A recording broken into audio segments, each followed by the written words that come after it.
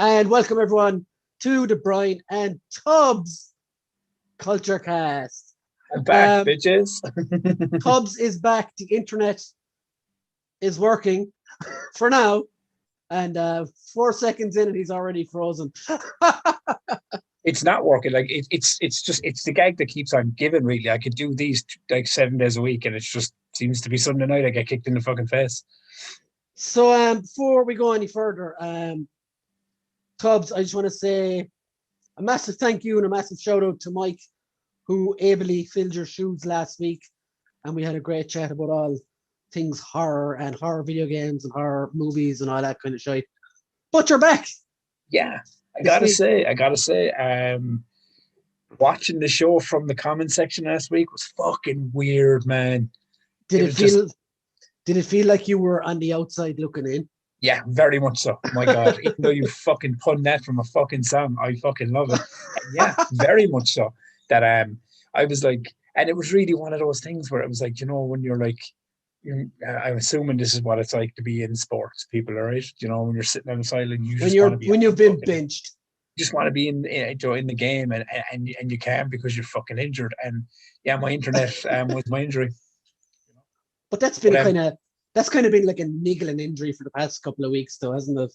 It's so fucking weird. I mean, obviously, I'm doing my own podcast and it's fine. I've had one or two like little kind of like glitches here and there or whatever, but nothing to the point where it like shut down. But then my modem just like gave up on me. Like last week, it was just like, no, I've had enough. You're working me too hard. Fuck you. And then, as I said to Brian before we came on the show, folks, right? I was watching the new fucking Loki trailer on YouTube. Not a fucking glitch, not a fucking drop, no buffering whatsoever. The minute I gets on this live stream, it fucking skips. Maybe it's my laptop heating up for the triumphant return. I don't know what it is. Maybe it just can't handle both of us in the one sphere or whatever. I don't know. I've had this issue before when I was thinking to myself, it's like maybe it's like a mirror, when you look in the mirror with this face for too long, it'll eventually crack because of the entire presence is so pretty. That's what I reckon it is, The modem can't handle this. Okay. Enough of the bollocks talking, licking our own backs for 5 minutes. Welcome everyone to the show, and I hope you will stick with us for the next hour and a half, 2 hours, as we chat random shit from the world of pop culture. Before we go any further, though, Damien has a question. I read this out to Tubbs before we started, and I think I actually have the answer to this. But just to read it out for everyone else, Damien says, "Evening all, heads up for later. When talking figures, can I ask Tubbs if he knows when we last got action figures of Earthquake and Typhoon, aka the natural disasters? Plus, if he has them, can he show them if possible? Thanks." Now, to the best of my knowledge, they both came out in the WWE Legends line that made by Mattel. I can't remember the exact series, but I think it was a USA only exclusive that they had Earthquake and Typhoon in those outfits. I know they had Earthquake and Tugboat in their singles outfits in the regular line at one point. But yeah, so that wasn't too long ago. That was like 2 or 3 years ago, I think. I'll actually, while we're on the subject, I'll get pictures up. Yeah. Because I don't remember them being re-released, obviously, do you know what I mean? But I do remember the smaller WWF ones. I had those. You're talking about the Hasbros. The Hasbros, yeah. I had the Hasbros when I was way younger. But I did purchase an Elite wrestling figure this week. Okay, so while you're doing that, you keep that for a second. And Damien, I do have pictures of those figures here for you to check out. So there is Earthquake. Oh, they're fucking cool. That came with Damien and the snake bag from the Jake the Snake. It was Elite 35. So like we're on Elite 80 at the moment. So that was years ago.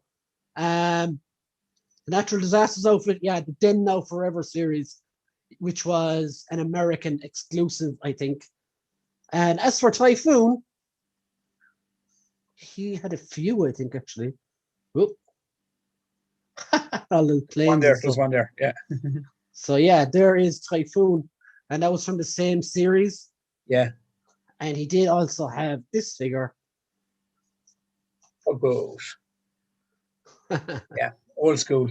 Old school tugboat, Elite 44. So yeah, they were the last releases. I think. Now I do think Earthquake was releasing his other character, the Shark. I think it was. I'm nearly sure that's the name of it. Yeah, there it is. Jesus Christ, what was that from, dude? So that was from. He actually did that. Like, was it part of the Oddities, maybe? Or was he? No. He was Golga in the Oddities, wasn't he? Okay, correct me now. Look, I could be completely wrong. Like, this is a WCW gimmick, right? That's it, WCW. And actually, you just reminded me, Tubbs. There is an exclusive Typhoon figure as well. Shockmaster? No fucking way. It could only be got at STCC. Shockmaster. Christ. Isn't it fucking crazy that like he went from like being Typhoon to fucking Tugboat to Typhoon to the Shockmaster, and this one kind of killed it. Fred Ottoman, was his real name? Will I show my Elite to the audience, or? Yes, of course. Since you're the figure guy, you've got a wall of stuff, and I'm like a generic background. I think it'd be fucking cool. I picked up. Wait, because we're scared. Don't want to ruin the magic here, people, right? Because we're fucking. But I bought myself this fucking son of a bitch. As you can see him. SummerSlam Bray Wyatt. I love it. Yeah, man. Fucking tasty fucking figure. I'm gonna do some Tubbs, the question is now: are you going to be an inbox wanker, or are you going to open that son bitch? And if you are going to open it, don't just waste it here. Do a video and put it on your channel. I was going to open it right now and said, you know what? Well, if you want to open it right now. I think I will. I think I'll save it for a video. And I think I might save it for a very, very special video when we can be in the same room together. I think we can arrange that pretty soon, actually, because I reckon so as well. All the kind of restrictions and stuff it'll be the crossover that nobody asked for, but we're going to give them anyways. You know what I mean? So yeah, the crossover that no one asked for, not even YouTube, and tried to stop us. Yeah. Okay. But at least we can record that in the one fucking room and not have to worry about fucking my internet being a fucking go. Well, as long as we use my internet. In the comments, Mike Casey, I totally agree with you. You're too powerful united, he said. We are. See? Damien says, thank you guys. Very cool. Hope to track them down soon. And Mick says, good evening, lads. Mick, you won't be so clever after next Wednesday when you're saying good evening. Damien said, what have I started? Lol. Mick, shite internet again, Tubbs. Mick, I don't know what's fucking happening, buddy. Do you know what I mean? You might be taking my spot full time if I can't sort this motherfucker out. Like, do you know what I mean? That's a different Mick, though. We have many Micks. Is it? In this. Yeah, Mick Houlihan. I thought it was okay. Okay, Mick Houlihan. There you go. Yeah, so we have. I got him wrong. I thought we were always talking to the same Mick. It's all good though. It's all good. We like the mix. And John, what's awesome about this podcast is I haven't even touched the schedule yet, and we've already 10 minutes done. So this is what happens when you unleash me on a live feed, buddy. A ramble. So Mick Houlihan in the comments is as an avid Storm Collectibles collector like me. So once he's here, I said I'd show off something that I got this week. What you get? I added to the Mortal Kombat lineup. Da, da, da, da, da, da. I don't. It's crappy camera, like, but Android Smoke. Wow. Okay. I did have Sector and Cyrax. Does that complete your 3 now? Yeah, that's the third one. And Mick, who was on the show last week. He's got his own Trinity, you know? Yeah, the actual Trinity. So Mick, who was on the show last week with me, he sold me this for a savage price. Oh, very good, very good. So yeah, that's Smoke. And when I was reaching for him, I knocked down something, which will lead very nicely onto our next topic. As you all Yeah, because saw, Brian, you went on a little trip this week, right? yeah, as you all saw on my video, or if you haven't seen, I went on a little trip to Big Bang Comics in Dublin. You see, I have another thing in the schedule here. Retail opened again, so we can now go to Smith's, we can go to comic shops, we can go wherever the fuck we like, which is awesome. The real world is back, sort of. And yeah, so I went to Dublin. We'll see how long it lasts. Shut up, Tubbs. Don't be negative. So yeah, I got to go to a real life comic shop in the flesh. And one of the big boys I got was this dude. Fuck. I saw the box. I only saw the packaging. I didn't see what was inside it. It's pretty fucking dope, dude. But yeah, it's pretty weird. He comes with like two different faces and stuff. Does he have interchangeable faces? Two, yeah. Ah. All lads. So that's Marvel Legends MODOK.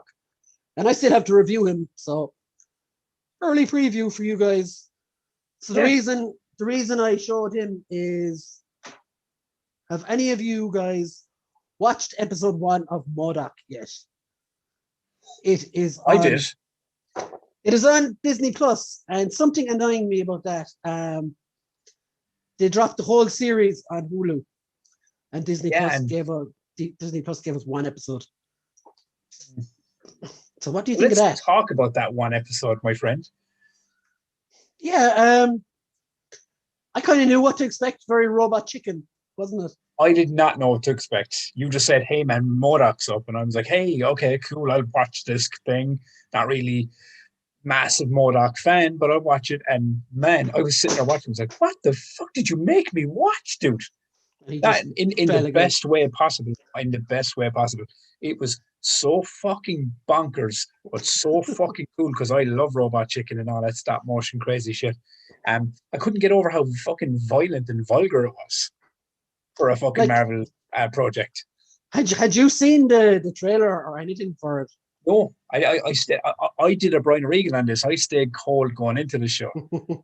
I watched nothing leading up to this one, and I think it was better because I was there kind of going like, you know what, this is fucking entertaining me. And what we go, yeah. So it was entertaining me. And it was very much a thing of just when I went, and then when I realized it was in the vein of Robot Chicken, I was like, oh, this is my jam. I'm gonna fucking enjoy this. And it was just fucking crazy. I don't know what else to say. And you realize, like, the guy who voiced him, Patton Oswalt, he actually did mocap for this and everything. He sat in a little chair and everything. Like, really? Yeah. I saw like a behind the scenes photos during the week. How can you mocap Robot Chicken animation? I have no idea, man. Like, obviously, the one thing I will say is it was a lot more stylized. Like, you knew there was money behind this one, Yeah, it was like animated. Money. It was like animated stop motion, wasn't it? Yeah, it had animated elements, but the core of its thing was with stop motion. Yeah, it's kind of. I love the whole. I just love the whole. We're going to spoil it for everyone, just so you know. But just go watch it anyway. It's fucking funny. Yeah, so like obviously spoilers. It wasn't just. Massive, too late for that. Massive spoilers for the whole show, man. Massive spoilers for the whole show. So before we get into the spoilers, I'll just read the comments. Nick Holland says United will lose guaranteed. Now I said that. See, Mick is a big Manchester United fan, and they're playing the team that knocked us out. Oh, who was playing in the cricket today? Cricket? What? Yeah, who played in the cricket game today? I don't follow cricket. Just sports. Oh, sports, yeah. Fuck off. I'm only joking. I'm a Chelsea United. I'm a Chelsea fan, and I'm the worst in the world for it. Damien said, "What did smoke cost? A deal between friends I cannot reveal. I'm afraid, my friend." Just say it wasn't as much as he is on eBay. That's all I'll say. And Mick with the other running joke, so you will get Street Fighter Zangief. No, I will not. Brian has been the Storm Collectibles guy. I've been kind of the guy that like looks at the Storm Collectibles and goes, "Oh, that's really nice," but I can't fucking afford to buy all of this shit. But there's one. I've said it to Brian. There's one Storm Collectible that I'm going to get. Doomsday. Just to have on my shelf, and that is Doomsday from DC. That's the one I'm going to shell out for. You need to get it before it goes any higher in price. That's all I'll say there. And there's one thing, since I figured out about action figure stuff that I never really knew, guys, right, was that you get a figure. Look, maybe I'm fucking stupid to the world. I don't fucking know. But I never realized that you don't buy an action figure when it comes out, that you're going to have to pay like a ton of fucking money to get it later. I only realized that, Brian, when I started trying to collect which collection? The Batman one, Batman Animated Series. Yeah, the Batman Animated Series. Then I realized, wait, I have to pay 150 quid for a fucking Two-Face figure. I was like, I'm not fucking doing that shit. Maybe if I win the lotto, it'll change. But yeah, it's actually gotten worse. Like, it's so bad. Yeah. So Damien says MODOK is probably my top Marvel Legend of 2021. Just love this version. By the way, try to get a light inside if you can. No, there's an idea. Mikey says, watched it today because I saw it was part of today's topic. Oh, thank you, Mikey. And cool, man. Mick just repeated what I said. Get Doomsday now, Tubbs. The markup will be ridiculous when it's gone. Yeah, some of the stuff. Yeah, I reckon I'm going to have to just like bite the bullet and go with it. Like Storm, especially, they're never really fucking released. Like, well, unless you're Scorpion and Sub-Zero, then you get released 100 times. But yeah, something like Doomsday probably won't get reissued, and you're looking at 300 or 400 quid down the line. Like, you know what I mean? Like, maybe it is a bite the bullet moment. So on that one, if bite the pillow and go in hard. That's all I say. Yeah. But yeah. Or I could just get another Devastator and fucking custom that bitch. That's not Doomsday though, is it? Oh man, I've seen some fucking deadly customs done. They'd like completely altered him to be Doomsday. Like, he's technically a Doomsday. Like in essence, do you know what I mean? It's just he's a Batman. You know. See now you're speaking like someone who's over Warner Brothers. Well, it's kind of Batman, but like it's not Batman. But let's make it anyway. Let's start that. So back to because there's news in the world about that, but we'll finish the comments and maybe later if we've time we'll get to it. But yeah, there's too much fucking negativity and bullshit going on there that I don't even, as a DC fan, don't even want to touch this week. Let's have fucking fun. Oh, we'll touch it, but not now. Yeah, later, or maybe next MODOK. week. So episode 1. Like, yeah, back to MODOK. I kind of knew what to expect with this, and it definitely delivered. Like some of the bits in it were fucking hilarious. Like the guy that lost his arm just continually showing up and like, oh, I'm supposed to do this now or whatever, was just fucking brilliant. But that's what I loved about it. It was like, even when he's like he kind of comes in, he's in there, and the worker dudes are just like cleaning up away, and he goes into this elevator and he just goes, you see him with his MODOK face going, goes down, and it's like, where does he go at night? It was nobody knows. And you just see him going down this elevator and he goes home to his family. I was like, oh, so the shows, they're hitting in this direction. He's not just like this evil fucking like MODOK. He's got like a family and a fucking end. Like he's it was just fucking, it came at me from left field, but in the best way, because I was watching it going, it's like, this is fucking hilarious. Like, it genuinely is funny. And to see Seth Green as a producer on the show was actually pretty cool. Wasn't he even weirder when he was fucking when they showed him as a child? He was just so fucking weird. But that's what I mean. I thought they were going to just dive into like MODOK, just taking on Joe Avengers every week. That's what I thought we were going to get out of this. But no, he has to is to save the company and try to keep his marriage in fucking intact. Which, spoilers, he gets fucking divorced at the start of the first episode. Yeah. I'm like, wow, that was what fast. the fuck? Yeah, man. Yeah. So as I said, because I went into this raw, I genuinely didn't know that we were going to get it, like, to meet his family and just all this crazy shit. Like, as I said, it's because when it opened up with the whole fight against Iron Man and stuff, I was thinking, it was like, oh, here we go, episode 1, now he's probably going to fight Iron Man, and episode 2 he's probably going to fight this person, and but no, it was just Iron Man was just there, and then he managed to take his boot and had a celebration, and then his company went under, and he had to save the company, and I was going, this is fucking crazy. And then it was like a fucking, what was he? He was like a Facebook type guy. Then was going to buy out the company, and he kept fucking making a fool of him and stuff. Oh yeah. Your man. What was your man's fucking name? Actually, I can't think of it now. He's a dipshit. Anyway. Actually, when he first came on screen, I genuinely, I thought that was Seth Green voicing that character. So did I. Yeah. Yeah, it sounded very Seth Green. But all in all, going into this not knowing much about it because I stayed away from trailers and things, and I just kind of like just like fuck it, I'll jump in and watch it because Brian needs me to do homework, so I'll watch it. Tubbs. Fuck you. No, but genuinely, I'm joking. But no, but when I sat down to actually put it on, I was thoroughly surprised at how much I actually did enjoy it because I know MODOK. I know, I mean, I've known about the character for years, but I honestly never dove into his kind of comic books or his arc or anything like that. So I didn't know a lot about it. I just knew. But I don't think a lot of people have done. In fairness, like yeah. So I don't know a lot about him. To be honest. I mean, you can tell me because you're more Marvel than I am. Is his family canon in his arc in the comics? I don't think so. Anyone in the comments, let us know. Like he's always been just a weird fucker in the chair that's been over aim or I've never really known much of him. Which is so genius about this show. Yeah, you take a character that, as you said, not a lot of people probably would have invested a lot of time in his origin or his character arc. They kind of just know him from comic books as being a villain. And they're like, let's go with MODOK.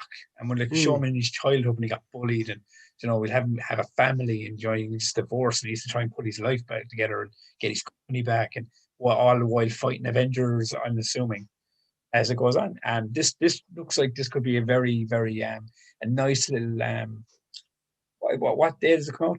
Tuesdays, Thursdays? Fridays. Same as everything else. Okay. So this looks like it could be a nice little giggle, nice little 20, 25 minutes of giggling time for a Friday. But like the whole God, I coughed. If you know where to look though, there is the whole season out there. If you know where to look. Yeah, I mean, if you wanted, get yourself a VPN. And this week's sponsor, by the way, I'm joking. We don't have that fucking kind of class. Nord VPN. Yeah, but just get yourself a VPN. Go on Hulu, watch it. Or get a lot of hate for this. Just go and fucking find a torrent. Download the shit out of that shit. Disney has a lot of money. All right, that's all I'm saying, Brian. Disney won't feel the pinch of you taking their show for Brian's Action Figure Reviews does not condone the use of torrents. Yeah, just getting that out there. Anyway, yeah, Brian does not condone anything I say. No, he has his own voice, people. I don't control that, thankfully. We don't even control it, Brian. Yeah, I know. So yeah, that was MODOK episode 1. Now I have to ask you, did you watch the Bad Batch this week? I did. Okay. I did. I thoroughly enjoyed it. So again, spoilers for the Bad Batch. Actually, it's spoilers with a Tubbs going, hey Brian, do you know the massive spoiler in this week's episode? What? Yeah, it completely flew over my head. I knew who I was watching, but I couldn't remember or place who I was watching. So I knew the spoiler. This is the fucking thing. I was going, oh, look who it is. Wait, what was she in? Is she from that thing? Oh fuck, I can't remember her name. I know she's a big deal. But I knew it was a big deal because they spent so much time with her. But correct me if I'm wrong. Mandalorian? Yeah. Okay, fuck. You see, I get it later. I was the whole time watching, I was going, is that the one with Boba Fett from Mandalorian? There you go. Couldn't think of her fucking name. Couldn't fucking remember what show it was when I was watching it. All I knew was, oh, this seems to be this feels like it's a big moment that people are going to be like on the internet going, oh my God, this person showed up. But have you really forgotten the Mandalorian already? No, it wasn't that at all. It was just when she popped up on screen, I was kind of going, obviously because it's animated, and to be fair to their credit, the animation, they got it close to what she looks like. Yeah, pretty much. Even though at the time I couldn't remember the fuck of where I'd seen it before, you know. But it was the voice that caught me. Like, I know that voice. Where have I heard that voice before? I've seen that. And it wasn't even a thing of like, where in the Star Wars universe in the last 30 years have I seen this or heard this voice before? I fucking saw it a few months ago. It wasn't even that long ago. Star Wars for the chewing gum generation that forget it 5 minutes later. But I mean, what are we? We're 4 episodes in now, right? Yeah. First one was pretty good, but excessively long. Like, ridiculously long. Second episode was very much they gotta go to this place to get to this place to go to that place, but it still entertained me. The third episode, I can't even remember the third episode. I thought first and second were decent. Yeah, that's it. If you can't remember the third episode, then it probably wasn't that good.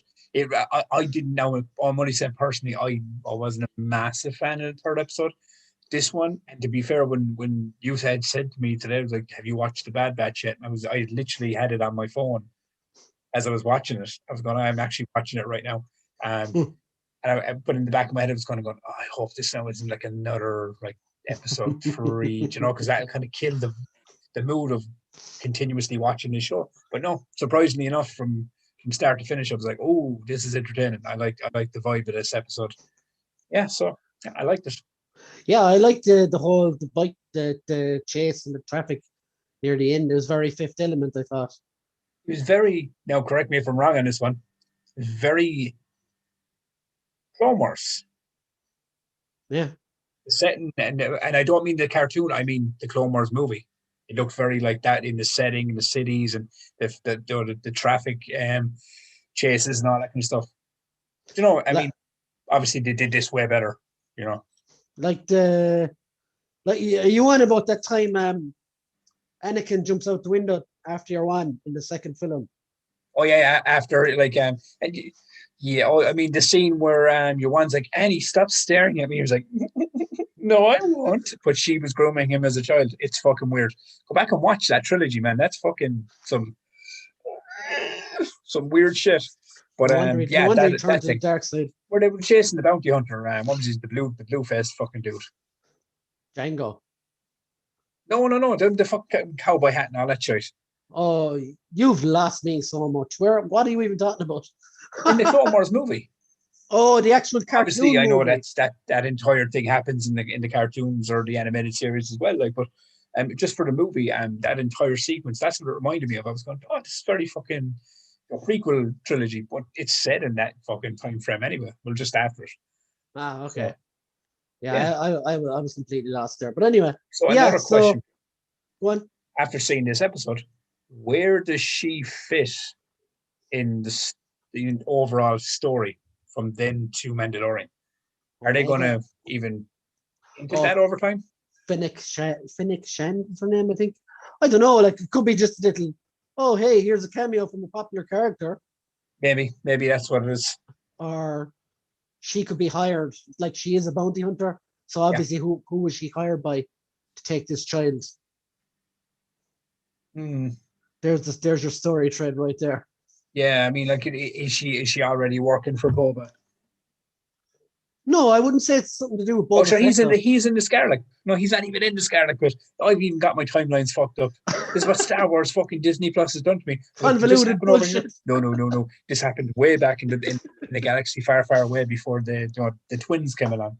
I'm just picturing that meme with Charlie Day going with the fucking board. You know that thing? Oh yeah. Is that from Sunny?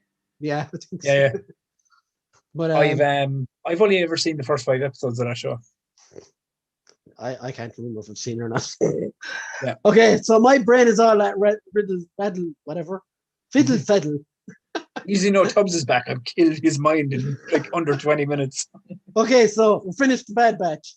Yeah. What I want to talk about next is Henry Cavill moving further and further away from the DCU as every day passes. Yeah. And look, as much as that kills me, because we've talked about this in detail on this show already, about the whole Man of Steel, the love I have for that, and Henry Cavill as Superman, I don't fucking blame him. I really don't. You know, I genuinely don't.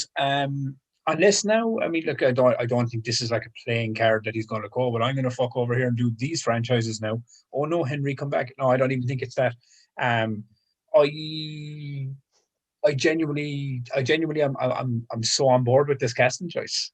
If So now is it 100% confirmed though?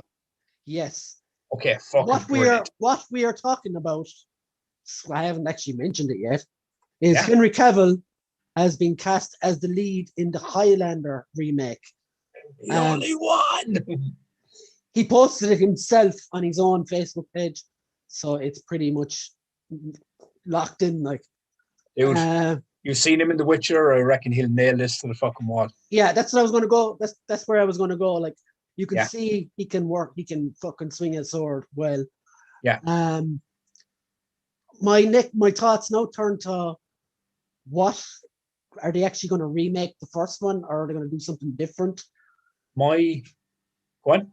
My friend, when I put this up my my Facebook page earlier, or yesterday it would have been, my friend Nate Purvis commented it, saying like no one is ever going to be ever going to be able to top what Clancy Brown did as the Kurgan. So I wonder, like, will they recast that? And again, like, how do you replace Sean Connery as that? I'll tell you how you replace Sean Connery. Scottish speaking Spaniard. No, I'll tell you how you replace Sean. No, you don't replace Sean Connery. Like, you know what I mean? As I said, this is good. This has to be a new thing. But for me personally, Russell Crowe in that role, and you just have him talk. I think Russell Crowe is getting typecasted to doing stuff like that, but it's a very good show. But you know what I just want fucking Kal-El and fucking and Jarrell on screen again, dude. But as Highlanders, that's all I want. Give it to me. I can't get a Man of Steel 2. Give me this. If they want someone like to be the what do they call it? The teacher or whatever, the one that passes the story down, why not make it Christopher Lambert?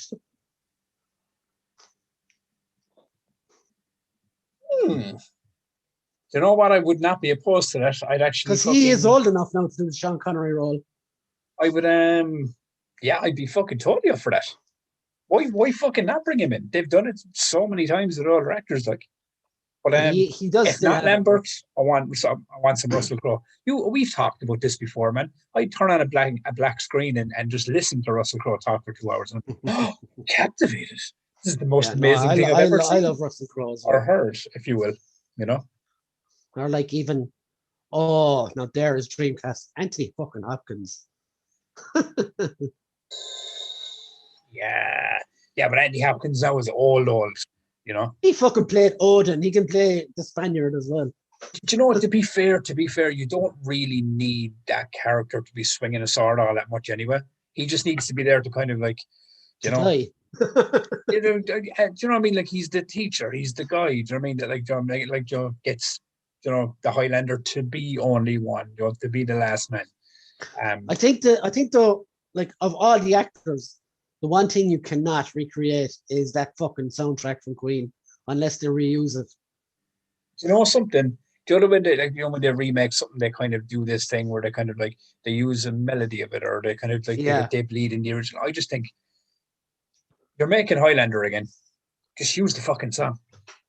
Just use it. Fucking it's like Ghostbusters when they did the fucking stupid fucking Ghostbusters movie that came out in 2016 with all the comedian girls. Fucking they still use the same fucking track for that, Now it didn't work because the movie was absolute fucking hard shite. But yeah, man, if you're going to be doing something that's that ingrained in people's minds, and funny thing is, I was flicking through Netflix last night, and what pops up on my timeline? Highlanders, the fucking Highlander. I was going, it wants me to watch it again, man. It wants me to see the fighting of the swords. The fighting of the swords. Like, what's the name of that song that's on it? Oh, I even said it the other day when I messaged you. The name of the main song. The Queen song. Yeah, what's the name of it though? I'm going to pull up my phone off camera and pretend like Wants to Live Forever. That's the one. Wants to Live Forever. And what was the actor as well? From the TV show. Oh, I know him, all right.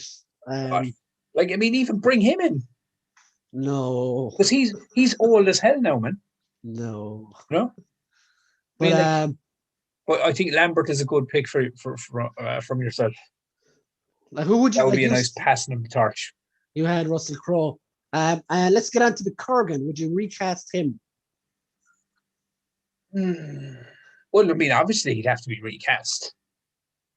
Yeah, but I'm saying that would you use that character again, or would you bring in a different villain? Oh, I mean, go with the Kurgan. I mean, now if they're reimagining the Highlanders and if they're doing a brand new version of it, like a complete retelling of it, then yeah, definitely go a different direction. But if they're doing it like a remake with the same story arc and everything else, yeah, bring the Kurgan back, man. You know, and go one better, because the Kurgan, in my opinion, doesn't have to be the greatest actor in the world. You know, play that role. My pick for the Kurgan. I know it's the kind of book gets shoehorned into the same roles all the time, but I would either say I'd either have Momoa or Batista. I mean, I was going to say Nathan Jones. Your two are way better. Nathan Jones. Because he's a big fucking dude, man. You know, I thought I'd make this character fucking big, because Cavill is big, you know what I mean? So, yeah, that's what I was going with in my head. I was thinking like Nathan Jones from Troy, not from Mortal Kombat, but like the kind of way he looked like in Troy. Like, all I think of when I think of the Kurgan is a big barbarian motherfucker. That's why I said Nathan Jones, because he's that big, huge, fucking massive fucking man. You know? Damien says, speaking of Highlander, I've been rewatching the cartoon from the 90s. Quite a good show if you've not seen it. And he also says... I forgot about that. Yeah, me too. But he also says Lambert could portray the villain. That would be as in make Lambert Kurgan? Well, he could be just the villain. He doesn't have to be Kurgan, like, but that's an interesting one. He'd be like the Shang Tsung of the Highlander movie. But he could be like, oh, look, I wonder, like, could he still be Duncan MacLeod, and he's like trying to hold on to his immortality? It makes him bad. Yeah, I mean, like, but I suppose doesn't. But he was the one of the good guys, man. He was never going to turn. You're not going to. And they always say that, though. I mean, look, we're spitballing, so fucking why not, man? And it's, look, how many times have you heard me say it on the show, guys? They're fictional characters, you know. You can do anything with him, you know. He could be fucking, you know. I don't know. He could be a lizard man in this next one, and they can just have his voice. Mick Holland, I totally agree with you. He said I wouldn't have Nathan Jones after his Mortal Kombat role. But I mean, the only reason I said Nathan Jones was because when I was thinking of it myself, obviously, you know, when this came out, we were like, I think all of us started like fan casting. Oh, who would play this character, and you know, like that. And I mean, that's why I went to Russell Crowe. But the reason I thought for Kurgan Nathan Jones is I just remember him in Troy when he just steps out in front of that army. He's a big, massive, huge fucking bloke. Like, I was thinking that could be a cool fucking spin on that character. But I do agree with you. Like, I mean, Momoa would be fucking class as that character. Well, you could also have the guy that played Shao Kahn in Mortal Kombat Annihilation.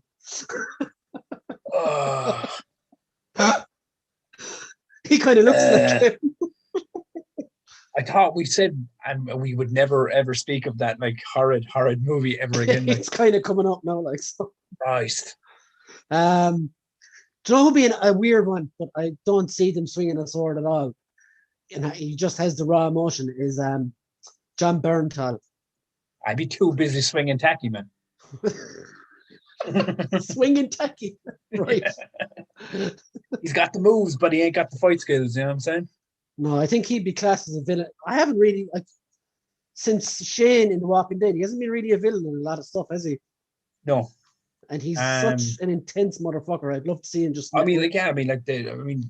always go back to the season 2 arc of Shane. When he pulls that, when he freaks out and pulls the doors of the barn open, go for the big reveal thing. That was fucking unbelievable. He was so good as that character. But yeah, he could nail that.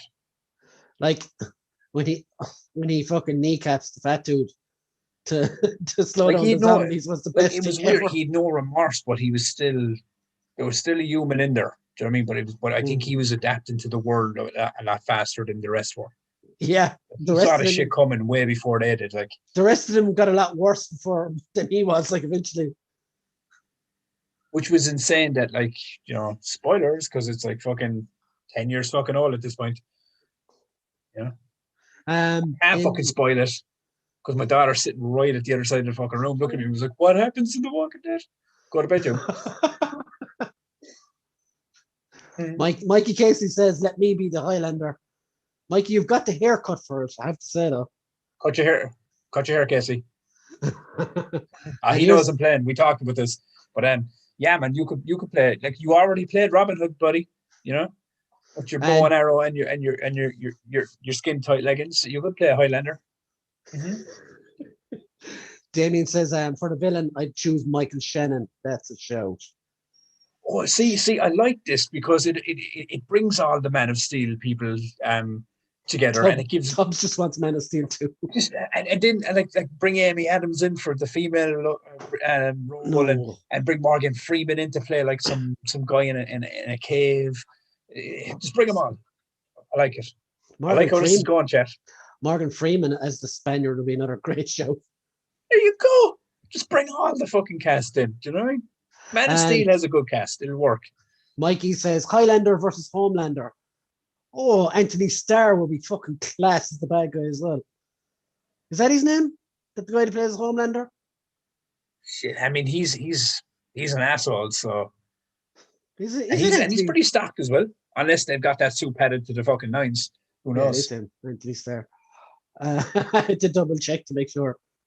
So yeah, like that. I don't know when that's filming, but that's fucking pretty damn exciting casting moves. Now, Tubbs, the next subject is something you wanted to avoid the first few weeks we did this podcast, and I knew it would come around eventually again. What was it? Do you know what it is yet? No. So I know we already talked Star Wars, but this week, Star Wars Rangers of the New Republic was a TV show that was supposed to I heard about this already. Yeah, I heard it literally yesterday.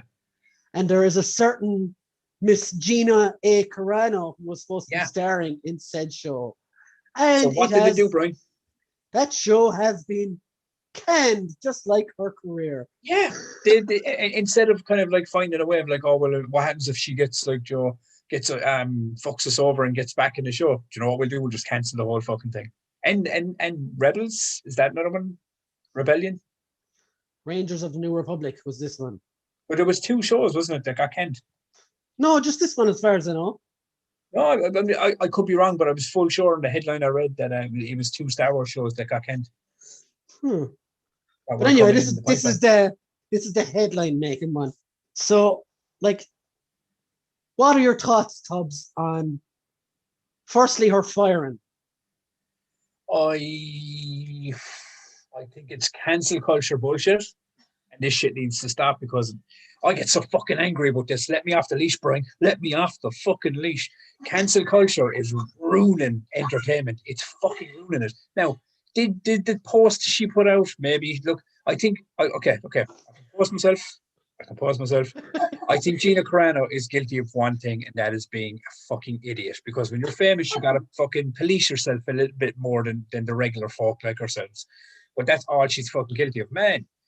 I mean, they took something. That's like fucking me looking at like something you post and goes like, is he offended by the jeans I wore 6 weeks ago? Take him down. Shut his channel down. No, it's fucking stupid. Now, look, she's a bit of a left-wing nut or a right-wing nut. I don't fucking know what Americans call each other these days, you know?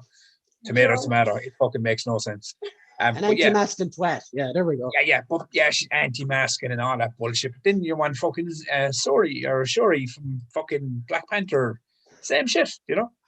But, Tubbs, the difference is she was warned and she stopped.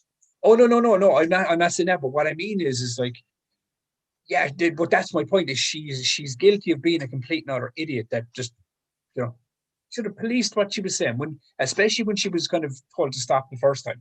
But like, do I think she should have been fired? Do I think her career should have been ruined for it? No, because when you look at fucking Kathleen Kennedy and she's like gobbing off all the execs in fucking Disney, and there's nothing done about that fucking fool. She fucking nearly killed fucking Star Wars, and everyone's still like, well, look, this was all right. But I've looked the long and short. I'm going on a rant here. I'm going on a rant. I think it was blown out of proportion massively because, and I will state one more thing. The entire world jumped on the back of this, right? And it's not even a world problem. It's a United States problem. This, it is liberal fucking Democrat bullshit. We don't have any of that shit here, man. We don't. We do. No. Yes, We've politicians. Everyone do. is politicians. You fall into that fucking ragtag fucking militia You mindset. go into the right places on social media, it is fucking rampant in Ireland as well. Oh yeah, but I'm not talking about like the good places. That's where all the fucking assholes and fucking complete and utter fucktards go to like talk absolute bollocks and wank. No, but Joe, you like, I mean, I'm on a rant because the minute you brought it up, I'm like, I can feel the emotion pumping out of me. And basically what I'm trying to say without going on ranty fucking Tubbsy mode is I just think that we're already there. If this was a few years ago and she posted that, wouldn't have been an issue. But now it's become a massive thing. It is very much a thing. Now, what she posted wasn't good. She should have. No. What she should have done was taken it down and issued an apology. I shouldn't. I one of those. Oh, look! It was insensitive. I didn't realize that what I was trying to say was this, but it came across this way, and I apologize for anyone. Blah blah blah. That usual bullshit. The whole. But I think firing her is. And Disney has this thing where it happened with James Gunn as well. They're like, rid of him. Okay, go on. Finish your thought. But it's like, but it's like that. It's this, and let's be honest, and I'm gonna people are gonna fucking hate me after this one, but it's coming from Disney. They get this thing, and look, and I'm gonna state it right here. I'm not even a Gina Carano fan. She was all right in The Mandalorian. I wasn't going, she's the best character, I mean, she's grand, That's it. I wasn't going like, oh man, I was on crying when she got fired. But as a human being to another human being, I was thinking that's fucking wrong. That shouldn't have happened. Not the way it went down anyway. Like as I said, I go back to my original point. My original thing is I think she's very, very guilty of being an idiot. But I don't think she should be like thrown to the fucking pavement, Game of Thrones style, for like just putting a fucking post up on fucking Facebook. Because let's be honest, man, all right? Nah, they should have fucked up both her eyes, actually. Yeah, I see people, like as I said, this is what I mean, is it's a much higher scale. But when it comes to Disney's fucking history is about fucking racism, about fucking all this crazy shit, man, And they're the ones going, oh, well, no, you said something horrible, blah, Yeah, fucking, I would say though, okay, are you finished? Because I want to go on a rant. I know I'm going to finish because I'm just ranting now. I'm trying to rant. I have a rebuttal for you, Tubbs. What? Okay, so important distinction here, right? Cancel culture and what she did are two completely fucking different things in my eyes. Cancel culture is when someone does something stupid online 5 years ago, 6 years ago, and people trawl their fucking tweet history for whatever that was to try and get them fired. That's cancel culture. What Gina Carano did, right, was, let's say I'm working, right? I'm working tomorrow. I go in, I do something that is against the rules of my workplace. I get told off for it. I go in Tuesday, I do the exact same fucking thing. I get told off again. Wednesday, I repeat the trick. That's 3 times in a row. Okay, 3 strikes, you're out or fired. That's what fucking Gina Carano did. It wasn't cancel culture that fucking fired her. It was her own. And I know you said she's an idiot, but I don't feel sorry for her for what she did because she was told numerous times not to do it and she kept fucking at it. So she can go off dying on her home planet like Gucci, like she deserves to, in my opinion. But no, I mean, like I totally agree with you, and maybe because I was on a fucking pure rant about it. No, but I mean, but I still do think cancel culture was very much attached to the reasonings of her firing. She deserved to get fired for not like, as you were saying there, for continuously doing the stupid thing she was doing. Do you know what I mean? But I don't think the firing would have happened if cancel culture mob didn't jump on. That was where it kicked. You But know, they didn't jump on till after she was fired. no, but I mean, it was like they started bringing up all older tweets, the same bullshit that fucking happens. Now, look, as I said, Gina Carano is an MMA fighter that turned actress. Good for her. She's doing what she likes. Well, she's not doing it anymore, but Well, she is. She's making her own Star Wars with beer and hookers. let's see how that works out. It'll be on Pornhub. Oh my god. No, but No. I do agree with you. I think she's the idiot that didn't listen, and she deserved it. I mean, as I said, if you did the same thing in your job, you get fired as well. But I think personally, from just the culture that's swimming around in all of this shit, man. Doesn't matter if it's Star Wars. It doesn't matter if it's DC. You see it even in Marvel, man. All these things. It's this vicious culture that is just driven by complete and utter fucktards, you know. And I say that word because not to be offensive, but it's just what they are, man. It's just fucking, it's crazy. And to see them like, and what I mean, even though I go on rants, I know people are like, I was like, Tubbs goes on rants. I do, but there's always a point and a thing in there, you know. I think what it is it's, and that's the thing I think I hated about it was seeing this mob jump. It was like, oh, something to dig our teeth into. That's the part that pissed me off. I was going, it's fucking this bullshit again. Yeah, but you can ignore that. How many celebrities are out there? But it still annoys me, like, to know it. No, but I'm not saying us. I'm saying the celebrities themselves can ignore. No, but that's I completely agree. That was her mistake. Do you know what I mean? Her mistake was being an idiot. And I think that's where it should have been left. It should have been, but I don't think it should have been made as public as it was. You know, the whole thing.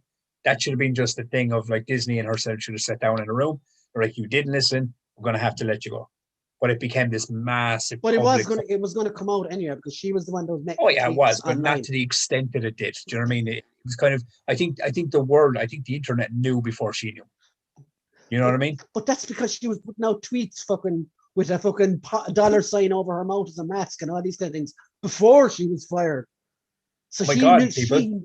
Me and Brian are bickering. Never happened before, Brian. Yes, it did. Yeah. It happens all the time. He tells me shut up on a daily basis. Yeah, but like as you said earlier, she won't be a big miss anyway. I thought she was great in season 1, but I thought she was crap in season 2. She was a good character. I mean, but she didn't steal the show. She wasn't like I wasn't going to go like, oh man, if they get rid of Cara Dune, Mandalorian's doomed. You know, it's about the Mandalorian. I'm pretty sure. I mean, like, because I have, like, you know yourself, I have issues with Pedro. You know, I think the same thing. He should have got fucking fired as well and her actor in that fucking suit. But he said one thing and he apologized for it. There's the difference. Yeah, but see that's the difference of the idiot. She was like, no, I'll post what I want. But see, that's that fucking. Oh, that's. I could go on about it all night. Well, we've got another hour. Yeah, but do you want to waste the next hour of the show with me ranting about fucking Cara Dune? Well, yeah. So look, like in my opinion, she's a fucking idiot, and it proves it even more when she lined herself with that Ben Shapiro dude after she fucking, who's also another tinfoil hat wearer type person. Yeah, I mean it's but as I said, that's why I said it's very much an American thing. This crazy, do you know what I mean? This I mean, because a lot of the craziness, it stems from there. Oh yeah, 100%. You know what I mean? It's mental. Like we have it here, and everyone has it in our country, but it's another level over there. Yeah, that's where genuinely is like started. Just whilst we're had to look through some comments. Damien said, "I would like a series that explores classic characters like Dengar or the Mos Eisley Cantina patrons." Yeah. Mick says, "Cancel culture wins. Fatality." Mick also says she's done for continuing her shit online when told not to by her employer, but her career shouldn't be killed. And he also says, "Do the Eamon Dunphy pin throw after your rant, Brian." Yeah, I didn't even feel myself holding the fucking barrel when I was doing that. He was chastising me with his pen. I was pinning him in. Penning me, he was. So, Tubbs, you're going to talk about DC Injustice animated movie next. I am. I'm very, very happy about this. And this came off the back of the trailer for part 2 of The Long Halloween. Oh, yes. Yeah, because apparently it's the DVDs are being released. Part 1 is being released, I think, in June, and the second part in August. But on part 2's Blu-ray DVD, there's actually going to be a teaser trailer for Injustice Gods Among Us. Which so like we couldn't make out between us which one came first, the game or the comic. No, you were right. The game came first, and then they created the comic books to bridge the like a prequel arc. Yeah, they did a prequel story. Yeah, I mean, look, I'm a big fan of this timeline, like this Elseworld story that they created. Like, and it's crazy to think that like the Mortal Kombat creators, obviously DC, came together to create this fucking thing. Mortal Kombat is awesome. Yeah, because I mean, obviously, like I love the first game, I love the second game. The story arc in general, like that whole, I mean, you could see it in Snyder's Justice League. They were going that direction with live action. Yeah, Zack Snyder basically played the game before he started making DC movies. Oh yeah. Actually, before we go on with the DC, remember I was talking to Brian a while ago, and Brian was like, "Have you watched Army of the Dead yet?" And I was like, "I was going to watch it," and I was like, "Fuck it, I'll try and get it fitted in for today, so we maybe talk about it tonight on the show or something." And then I realized it's 2.5 fucking hours long. And I was like, oh, wait, it is. Of course, it's a Snyder movie. Of course, it's 2.5 hours long. So I was like, that is for another night. But yeah, getting back to this one, I just think the concept of this story, and especially like I don't know if anyone in the chat is a big DC animated fan, but Brian knows I'm a fucking nut for that shit, man. I love me some DC animation. Because that's where they hit a home run. A home run is 9 times out of 10. It's very rare that they'll stumble on those ones because they're pulling directly from the comic books and stuff, on those.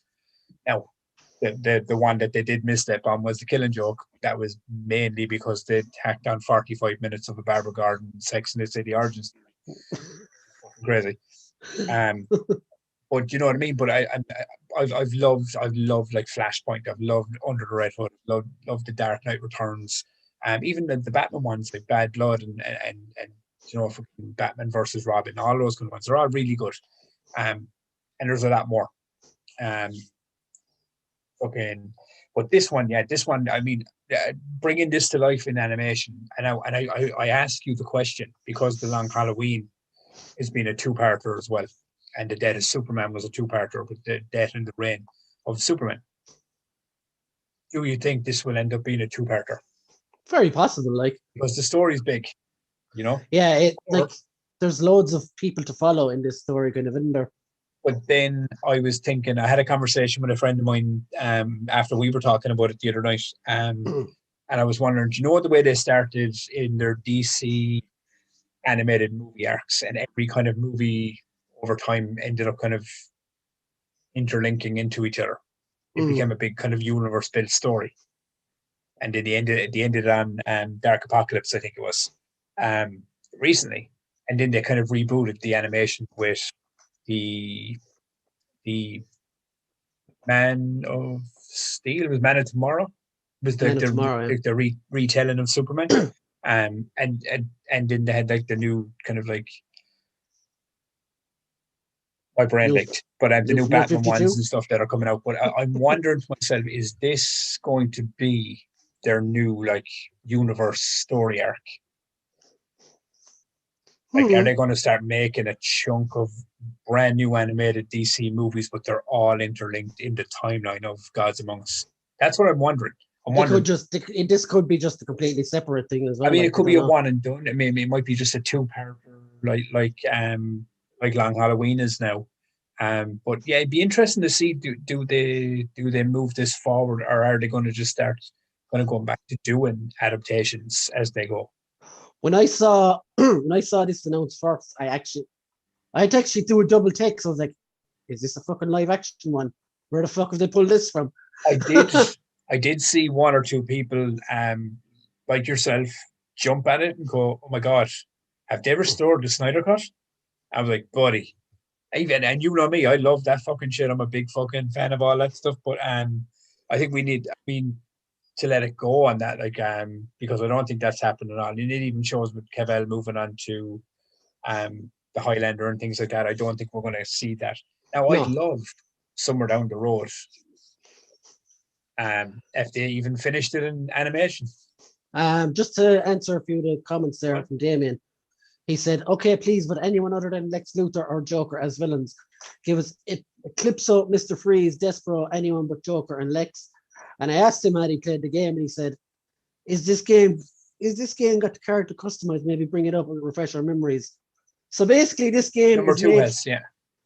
This game is made by the makers of Mortal Kombat, NetherRealm Studios. NetherRealm Studios. And it's a beat 'em up game, and it's basically Superman gone bad. So he's the villain, really, isn't it? Yes.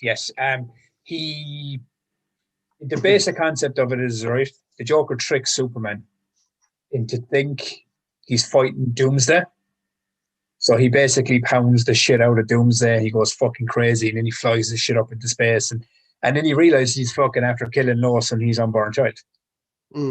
And then flies back as Batman's interrogating the Joker and breaks in through the wall and punches through his fucking chest and kills the Joker. And then sets off a chain of events that makes him, instead of ruling and trying to help people, he just decides he needs to fucking rule with an iron fist now and becomes basically the villain of the story. The game is pretty awesome. Like, and really the characters then flip flop on sides. You've Wonder Woman is on, like some good guys become villains and some villains become good guys, and all kind of mixed matches. It's actually pretty fucking decent. Because the comic books, you can find the comics, but the comics are integrated into the games. But if you go on YouTube, dude, and just like get Injustice movie cutscenes, there's people that have it done like an entire film. It just have all the cutscenes kind of edited together like a movie. You probably it's about 2-3 hours a piece on both games, but you'll be able to get the kind of the idea of the story arc running through that. It's pretty class, man. And the fact that DC are running to do this now, it's just a pretty ballsy move, to be fair. But do you think all these changes, these new titles that are coming out, has got to do with the new merger with Discovery? No, this would have been in the works for a while, I would say. But I heard now that like Discovery are completely in control now of the DC movie and animated movies and so on going forward. So yeah, I like their feet wouldn't be even under the table yet, so I don't think you'd see anything change wise there for another 2 years. Yeah, maybe 2022, 2023, maybe before you start to see kind of a shift in kind of direction and stuff. Like, I think they'll probably let what's it planned play out and see what the take is from there, like, and work out then what to do. Did you hear as well about David Ayer's Suicide Squad, like his original edit? Does he want to release a new cut or something again? Well, he's pushing to get like a director's cut. Now, this wouldn't be like a Snyder thing where it's like, 85% brand new fucking movie in its own right. Do you know what I mean? Because it was a completely different retelling when the Josh Whedon came out. This would be basically Suicide Squad, but the stuff that the studio has to be cut out and pulled in an edited format that apparently he wanted to tell, because apparently there's like the studio cut like a chunk of Joker stuff out of the original version. A few apparently Batman was supposed to be in it a lot more. There was supposed to be like sequences with him and the Joker in Arkham, but there was also a scene at the very end with the fucking the boom tube portal and all that kind of crack. Apparently Steppenwolf was introduced in the original cut. Oh my God. Like, whatever about the connection all there, but I mean, who knows now? I don't think you'll ever see it, dude. Whatever about the content of it, I think it's highly insulting to what's his name again? The other Suicide Squad one. Oh yeah. Oh, James Gunn. What I meant to say was, whatever about the content of a Suicide Squad redo, I think it's highly insulting to even talk about it with DC, with James Gunn making his own new one. I mean, I don't think it's insulting. I mean, it exists. Like, I just think it's like, I mean, it's a director's cut that, I mean, especially with HBO Max. I mean, like what's it really going to cost them to just go to David Ayer? Hey, man, just fuck it up in HBO Max there. No, but what I mean won't is, cost them. If anything, it'll make them fucking money. Do you know what I mean? But I know with James Gunn, I mean, I don't even think James Gunn cares if this thing comes out or if they decide to put it out. I think because I mean, like he's got original cast members, and it's kind of, I mean, I don't know, is it even tied into the original? I think it is loosely. It is. But he's his own beast. He's got his own direction. He's after making his own movie his way. So I don't even fucking care. I mean, if they released the director's cut of the original Suicide Squad and put it up on HBO Max, I don't think James Gunn would lose a minute of sleep about that, because he's after building his own direction. Like he's after building out Peacemaker and everything from what he's doing. You know, but that's what I mean. Like, why not leave Ayers one where it is? There's no need for it to be fucking. I mean, look, I think what it is, releasing David Ayer's Suicide Squad now means nothing to anyone really. It's just it's more for just people like myself that'd be like interested to see the stuff they cut out. It's all they're like, oh, what was the original idea? Do you know what I mean? Because I do know there are people out there that really do want to see it. Like they want to see extra. They like to see. Jesus, did they cut out a load of like Leto stuff that might have actually been better than what they got on screen? Do you know, things like that? Because he was actually pretty. I think people need to let Leto die. Not even die, man. I mean, look.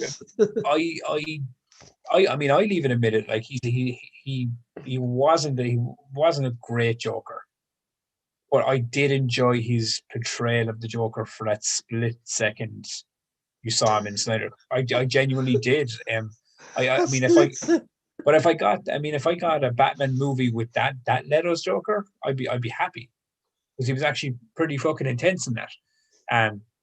But yeah, I mean, look, but it's like everything else, man. It's like, you know yourself, Jack Nicholson's Joker, then Heath Ledger come out, and Heath Ledger was fucking phenomenal. But there's still people who are like, well, he's not my fucking Joker.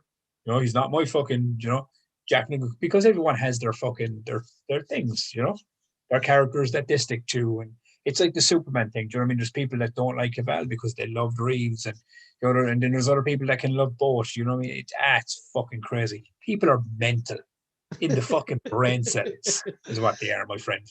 Let's read some comments. Bearded Geek Reviews, welcome to the live stream, my friend. I'm sorry, didn't realize you were going live. Yeah, we go live every Sunday at 9:30. Mick says Brian goes live, and Tubbs joins me. My internet chimes me in and out every now and again. Mick Hoolan says looks great, but haven't played it. Mick, it's definitely worth a go. It's basically Mortal Kombat with DC superheroes minus fatalities. Or as I said, jump online and just get the videos and watch that shit. Yeah, but playing games is fun. Oh no, I totally 100% say go check out the games. Get PlayStation Now or something, dude. The two of them are on it, man. And what could be more fun than kicking the crap out of Batman on a Saturday? Because you'll be here on a Sunday.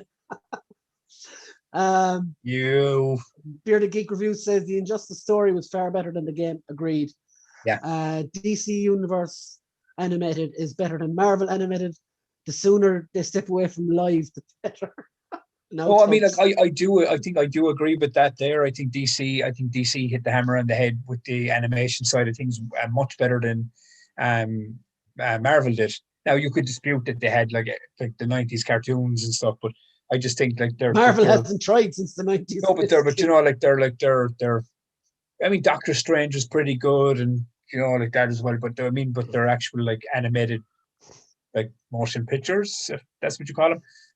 They've never been the greatest, but DC seems to be better in that department. But then it's like a flip of a coin, and you look at the fucking the live action movies, and Marvel are fucking way up on a pedestal to where DC are. Do you know what I mean? It's just, but for me, DC animation is something special. If you're a fan of the content, Speaking of DC animation, I also have down here in my notes that Dwayne "The Rock" Johnson is trying to round up as many DC characters as he can in a month. He's going to be voicing Crypto the dog. Yeah, man. DC Super League of Super Pets. Yeah, for Super Pets, he's going to be playing Superman's dog. Crypto. Yeah. Dwayne "The Rock" Johnson is Superman's dog. So The Rock will be taking a shit. What's the story, daughter? This is my daughter. Good night, chat. Mm-hmm. So The Rock will be taking a crap on Superman's rug, and he'll be asking Superman if he can smell what he's cooking. And he dropped the news of playing Crypto the Superdog. He also dropped an image of him in a black silhouetted fucking cape thing for Black Adam. That could have been anyone. We're joking. Yeah, but I mean, he seems to be taking this shit serious. Like he's been, like I know he was vying to be Lobo for years, but then it seems to be like when that didn't work, he kind of like nose dived into this. But then you've all this crazy shit about him, like like the only Superman he wants to work with is Cavill, do you know what I mean, and all this kind of stuff. And from what I was reading, he's a lot of fucking power in his corner towards this Warner Brothers deal that he's after fucking striking. Too much power, you might say. Yeah, but it just goes to show it's crazy, isn't it, man? Like the amount of power he's after knacking up, like that, like he can go to AT&T and like pull more strings than Warner Brothers can. It's insane. But that's for a whole other show. Damien says as well, my Joker is still Cesar Romero, but they can't be all the same, as you said, Tubbs. No, what was that again? Joke. My Joker is still Cesar Romero, but but they can't be all the same, as you said, Tubbs. Yeah. And he also says, "Hello it there, is that best thing, star." dude. It's like you're never going to like Jack Nicholson's Joker is never going to be like held in the same revere as Heath Ledger's or Joaquin Phoenix's, and even there's a small pocket around that even love fucking Jared Leto's Joker and Cesar Romero. But it comes. I think it really does transition in from generations. Like it's a generational thing. Like if you were younger and Heath Ledger's Joker was the first Joker you saw on screen, and then someone showed you Batman '89, you'd be like, "That's fucking terrible." It's fucking. Tubbs, let's go there. Go then. Go on. Who is your Joker? Out of all the Jokers, crazy enough, and you know how much I love Batman '89. I do love Nicholson, but at the moment it's a toss up between. It used to be a toss up between Ledger and Nicholson, and I'd always kind of lean a little more to Ledger because I just loved his performance as the Joker, because it was unpredictable like the Joker should have been. Now it's kind of more weird into like Heath Ledger and Joaquin Phoenix, even though it's a weird one because we still don't know was Phoenix actually playing the Joker. You know what I mean? Well, it's left up to interpretation, like, wouldn't it? Exactly. So I mean, when it comes down to like I loved his performance in the Joker, absolutely loved it. But I think I don't think I'll ever change my stance. I think I'll always lean more to Ledger, but it's always going to be a toss up between Nicholson and Ledger for me. I think I can't believe you didn't pick who I'm going to pick. Oh, see, I thought we were doing live action. It's Mark Hamill. If you're going overall, I didn't realize I thought you were just on about the movies. Oh no, any Joker, yeah. Then fucking Mark Hamill's Joker, as you know, I love that fucking cartoon so much.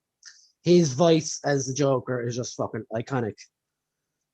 In the comments, Beer the Geek Review says Leto is a phenomenal actor. He was given crap to work with, but given the right script, he could be amazing. No reach around jokes though. And Damien says Cesar Romero and Hamill. Beer the Geeks Review says Ledger's Joker for film was it for me. And Mick says Ledger or Nicholson. So yeah, lots of love for Ledger. Live action, that's where I lean. I lean between Nicholson. Nicholson or Ledger, but I think over time as I've gotten older and seen all the content, I kind of swing a little more to Ledger. But the one I would say, and it's overlooked, man, is what's the kid's name? The guy from Gotham. Yeah, the guy from Gotham. He's Joker now. The transformation at the end now isn't for most. But when he first came on the scene playing the version, because Jerome or something, was it? They had to call him Jerome because they didn't have the rights to use the character much like Batman and things.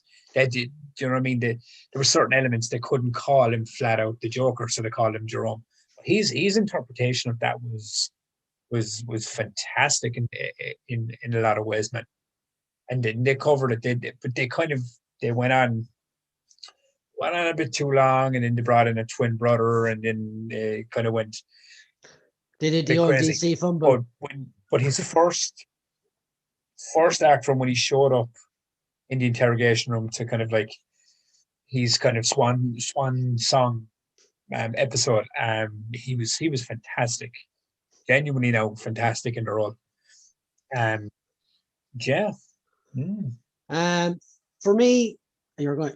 I don't know how everyone will take this, but to me, I don't think like outside Nicholson was probably the closest, but between Leto, Ledger, and Joaquin Phoenix, I don't think any of the three of them were really, really a comic accurate Joker.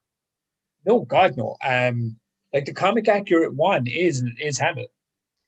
Yeah, well, you know what I mean? That's easier to do as well with him. Yeah, because he has the animation. comic look there, and that's why I kind of do, because for me it's one of those things where it's like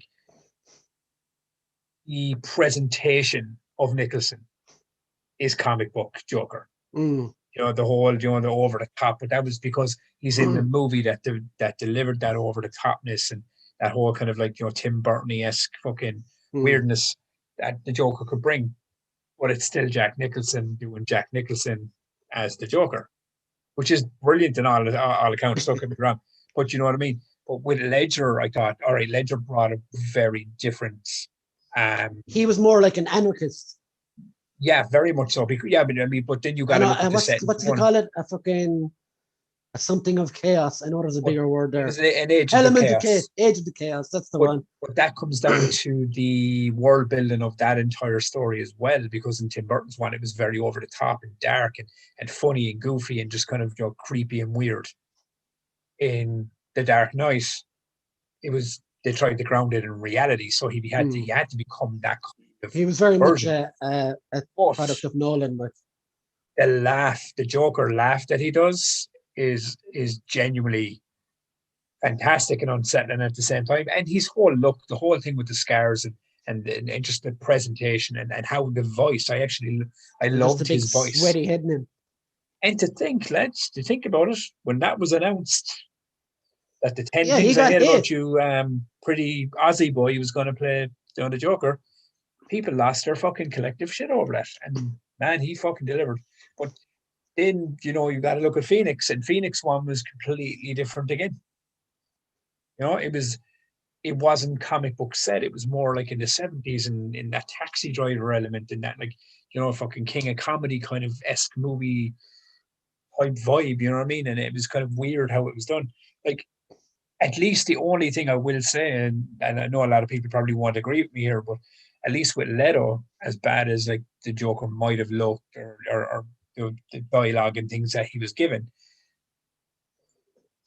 Jim Carrey's mask comes to mind. No, but it was at least a movie setting felt comic bookish, if that makes sense.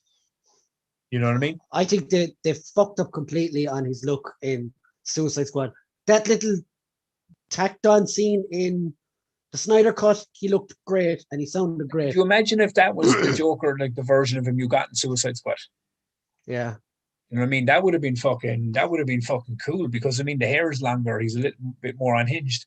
Who's to say that couldn't be like an interpretation of Ledger's Joker years later or whatever, The one thing I loved about Leto, was his fucking laugh was excellent. Now, see, and this is the thing. A lot of people. I love it. And it's like that cackle and that drag in the throat, But a lot of people then that I talked to hated the laugh. Like, it was fucking stupid. Like that scene where he's lying on the floor and it just does that pull-up shot and he's just laughing and there's that cackle of so that kind of thing. I loved it. I genuinely did. But look, I didn't hate Leto's performance as much as most of it. That's genuinely just me. But I love that character. So any interpretation, I'm like, oh, give it to me. I don't care what it is. Feed me that tasty goodness. Before we go into the comments on the right there, I just want to talk just briefly about the Phoenix one. I think I really like when I sat down and watched that in the cinema. Ah, the cinema, how I miss you. When I sat it's down, been a while. when I sat down to watch that in the cinema, I was thoroughly depressed after it, and also I absolutely Which loved it. Suicide Squad? No, Joker, Phoenix's Oh, Joker. the Joker movie. It was a horrible, it was a hard and harrowing kind of watch. And Yeah. it wasn't a comic book movie at all. Yeah. But at the same time, it was a very much a play on mental health. And I don't think I have or I could ever sit through it again. I've sat down now and watched it again since it's different the second time round. That's one thing I will say. Like when you're in a cinema and you're taking that in for the first time, it is harrowing. It's dark, it's gritty, and it's not a nice movie. Like, I mean, and even it goes so far that you even find yourself rooting for him. Oh yeah, 100%. You shouldn't be, because he's fucking clearly the bad guy, you know. But that's what the film did. It kind of fucked you up in a way. You came out of that feeling dirty and weird because you're like, oh, he was a nasty character that did horrible things. But he wasn't. He was like, do you know that film Falling Down with Michael Douglas? Misunderstood. Yeah, he was beaten down to a stage. Oh yeah, but that's exactly what it was. It was society and life beat him to his knees. And that's the thing I did like about it in a lot of ways was, as well as it was like anybody. That was what I think what they were trying to do with it was. It was like anybody. You've heard it from the Joker in comics and stuff before. All it takes anyone is just a bad day. Yeah. One bad day, turn it all around and push a man to the height of madness. And that's exactly what it was showing. It was like, you mean, if you keep pushing and pushing and pushing, then anybody could snap and do what he did. So let's get into the comments because we have some good stuff in the comments. Bearded Geek Reviews says, I couldn't get into Gotham, hammy, and even more hammy than Batman 66. Bearded Geek Reviews, I 100% wholeheartedly agree with you. I tried to watch it 3 times and I never got past the 3rd episode. Just fucking awful. Gotham, yeah. I don't care what you say, Tubbs. It's not going to change my mind. Oh, no. Come here, I want you to do it. I stuck with that thing for 5 seasons and finished it off. And by the time I got to the end of it, I was kind of going, and you know me, I'm a huge DC Batman fan, Batman more so. And when I got to the end of it, I was kind of going, sigh of relief. I was like, oh, at least now I can. That's not how you should be feeling after watching a TV show. I completed it. Like, I mean, but I'm still the guy, man. I'm still the guy that that watched all 10 seasons of Smallville, even though I know after season 7 it got ridiculously terrible. Yeah. Until maybe the last 2 or 3 episodes of season 10, but I still hung on in there. Like, Damien says Jerome was okay, but Mad Hatter in that show miles ahead. Again, I can't comment. Yeah, he was brilliant. Like, there's one thing I will say about Gotham was, not all, but there was some of the villains. They really, really did like really well. Like, there was a lot of them in it. I was kind of going, I was like, Jesus Christ, they're doing this really fucking well. Like, you know, like even the Penguin. I thought the Penguin was fantastic in it. Yeah, he was very good at the start, but again, I couldn't stick with it. And even the whole arc with Edward Nygma was good. It was, I mean, but it was just, you know yourself, it was just one of those things. That show had so many fucking shackles on it from the content it was trying to produce. The minute Jada Smith turned up, I checked out. The first episode. No, it was like 3rd episode, wasn't it? And she was I'm joking, but she was the she main was some gang boss or something. I was like, nope, I'm out of here. I have to go back and watch, but I think she was Fish Mooney. Fish Mooney, that's the one. I was like, no, smell of fish, I'm out of here. But I mean, Bearded Geek Reviews. Question for you guys: is Momoa a good Aquaman? I think he made a cheesy character great. I'm split on Momoa as Aquaman because I feel he's wasted in the role. He could be, he should be Lobo, in my eyes. I mean, I do think he overperformed for a character that should have underperformed. And I do also think they really, really tried to make him like Thor. Oh, yeah. There was definitely Aqua Thor. Well, then again, I don't even know Thor. I I think when Snyder was making the movie, I don't think he ever. I know I've heard him talk about it in interviews. Like he's never been a fan of the whole bleach blonde, short haired, fucking Aquaman looking thing. He's like he was. Do you remember Aquaman years later went through this thing where he had like long hair and got his hand fucking cut off. He had a fish hook and stuff, and he was like a big. Basically, he was too bright and happy for Snyder. Yeah. Basically, I don't think it set into his story and design basically. So they kind of, they gave him the long hair, the beard, and the tats all over. I think Momoa did the best job Momoa could do with a character like Aquaman. I mean, look, you look at it when they went down and made the Aquaman movie, they fucking grossed over $1 billion, so they had to have done something right. And it was actually like, I love the scene in Italy where he's fighting Black Manta and stuff. That was all class. Well, like, yeah, I mean, and even to be fair, even Black Manta and everything looked fantastic in that movie, you know. But yeah, I mean, it was good. I mean, like the DC movies for some are like more missed than hit, if you get me. But for me, there's been some really good moments in there. Outside of it, I mean, I like him a little more than most do. But yeah, I'll throw my hands up and I will say what I don't like. You know, they start to kind of Wonder Woman 84 wasn't good. You know, it was a bit of a stretch to watch that. Like my final thoughts on him is he was miscast, but did a great job regardless. Yeah, I mean, as I said, I mean he. Like as I said, I think I said it there a minute ago. I think he overperformed for a character that should have underperformed in DC, because nobody's really an Aquaman fan, or was.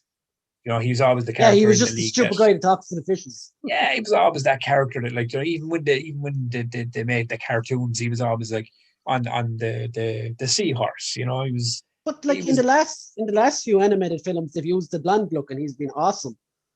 Yeah, I mean, yeah, but see, animation, dude, is fucking. There's a bit of a raw element to the way they're doing their DC animations, man. And like in Flashpoint, when, like, you know, he's fucking fighting Wonder Woman after like fucking the whole thing with Mira. Do you know what I mean? You're kind of going like, that was fucking, like, he was coming for fucking blood, like.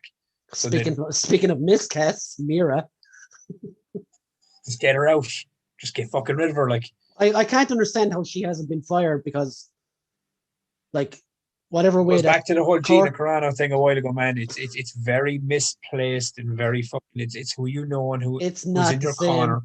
Nope. No, I don't mean it like that, but I mean this whole fucking culture, not cancel, not woke. It's just this whole culture at the moment that's going on.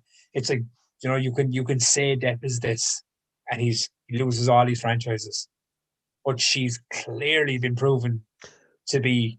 But they are both in the wrong there. Oh yeah, I mean, look, relationships. You're in one, I'm in one. I mean, look, we don't beat the shit out of our fucking partners, but you know, but to say we raise our voices and we lose the shit sometimes. Everyone in a relationship can relate to that.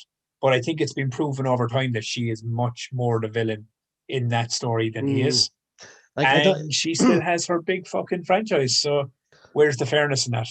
Like that last scene in the Snyder Cut. She's a cunt. That last scene in the Snyder Cut, I was like, oh, what's this? And then she turned up. I was like, oh, for fuck's sake, just go away. Yeah, which was so fucking funny as well. And just to point out, and you know how much I love this stuff, but to point out, like, she's so British in the Snyder Cut. Yeah, the accent is all over the shop. The accent just goes away in the Aquaman movie. It was weird, but I think that tied in to the Justice League thing, where he changed her accent to an American, and then it went on to the thing, and yeah. But sure, hasn't DC went out and stated that the Justice League is canon? Yeah. Nobody fucking cares about that canon, you know? Yeah, nobody cares about Justice League anyway. Yeah, but it's like, but I mean, like, they say that to me and go like, oh no, that version's canon. I'm like, no, that's your canon. I'm going to take it in this way. I'm going to use this movie and move this way. You know? Because I'd never lay my eyes on that other fucking piece of shit again. Like. Yeah, she is a cunt. I agree with you, though. You can just tell. Apologies for the language, guys. Apologies. I ain't apologizing for that. We got to call a cunt a cunt. Where were we? Mick Holland says, a hard slog, Tubbs, on you watching all of Gotham. You poor misfortune. Dude, I started. I had to finish it, you know. And Damien says, old Trout, when I was on about, Jada Smith. Fish Mooney. Is it Fish Mooney? Fish Mooney. Yeah, Fish Mooney. Yeah. Bearded Geek Reviews says Momoa as Lobo would be amazing. Yeah, I agree. Should be. Bruno says, hello, Feckers. She's definitely the villain because of the lies. And tell us how you really feel, Tubbs. Also, I'd like to welcome Bruno to the podcast. He's a good friend of mine as well. Bruno, you got to understand something about me, pal, right? Is like, I don't know if I have a filter, but whatever the fuck happens is when emotions hit my brain, man, it just flies off me. It hits the screen. Tubbs, so that's what happens. I think I've just hit a watershed moment here, Tubbs, and you're going to love it. So Bearded Geek Reviews has a comment in the thing, right? Yeah. So Bearded Geek, this is the first time you're on this podcast. Every week we have a Brie Larson moment of the week because of how much Tubbs hates Brie Larson. So Tubbs, would you like to hear Bearded Geek Reviews comment? What? He says, she is toxic. We all shout we are human. Recast her and Brie Larson, not because of woke, because of a cunt and a bad actress. I have found a kindred spirit on this show right here tonight. I fucking love that, dude. Yeah. This week, man, I had like I read an article about her, like about her fucking Star Wars thing, and it was like she wants to be made the most powerful Jedi. You can't reuse that one. You use that one. No. This is new information. This is actually fucking moving forward. She's going to be in fucking Star Wars now, like, So fuck her and her fucking cunt. And the other one was that apparently she's doing all these workout videos and they're posting this. Who fucking knows what's real? But the article I heard was that Brie Larson has a meltdown because Marvel refuses to put her top billing in her own sequel, and she was like looking to get out of the franchise. And I was like, you fucking dumb fuck. I hope someone hits you with a bus. I actually haven't heard that though, but I know it's now being called the Marvels, which makes a lot of sense. Apparently from look, it's the internet, so take it with a grain of salt, right? But this is the thing about it, is right. The articles don't have to be like real cemented in stone, or it's actually happening. It just has to make me feel good or fuel me with hatred. And that first Tubbs, one, I actually forgot to tag you in a picture of her this week. Oh, was she wearing more fucking stupid jeans? No, just to tag you in a picture to remind you of her existence. You send it to me. Next time. Bearded Geek Review says this Tubbs guy is amazing. Who said that?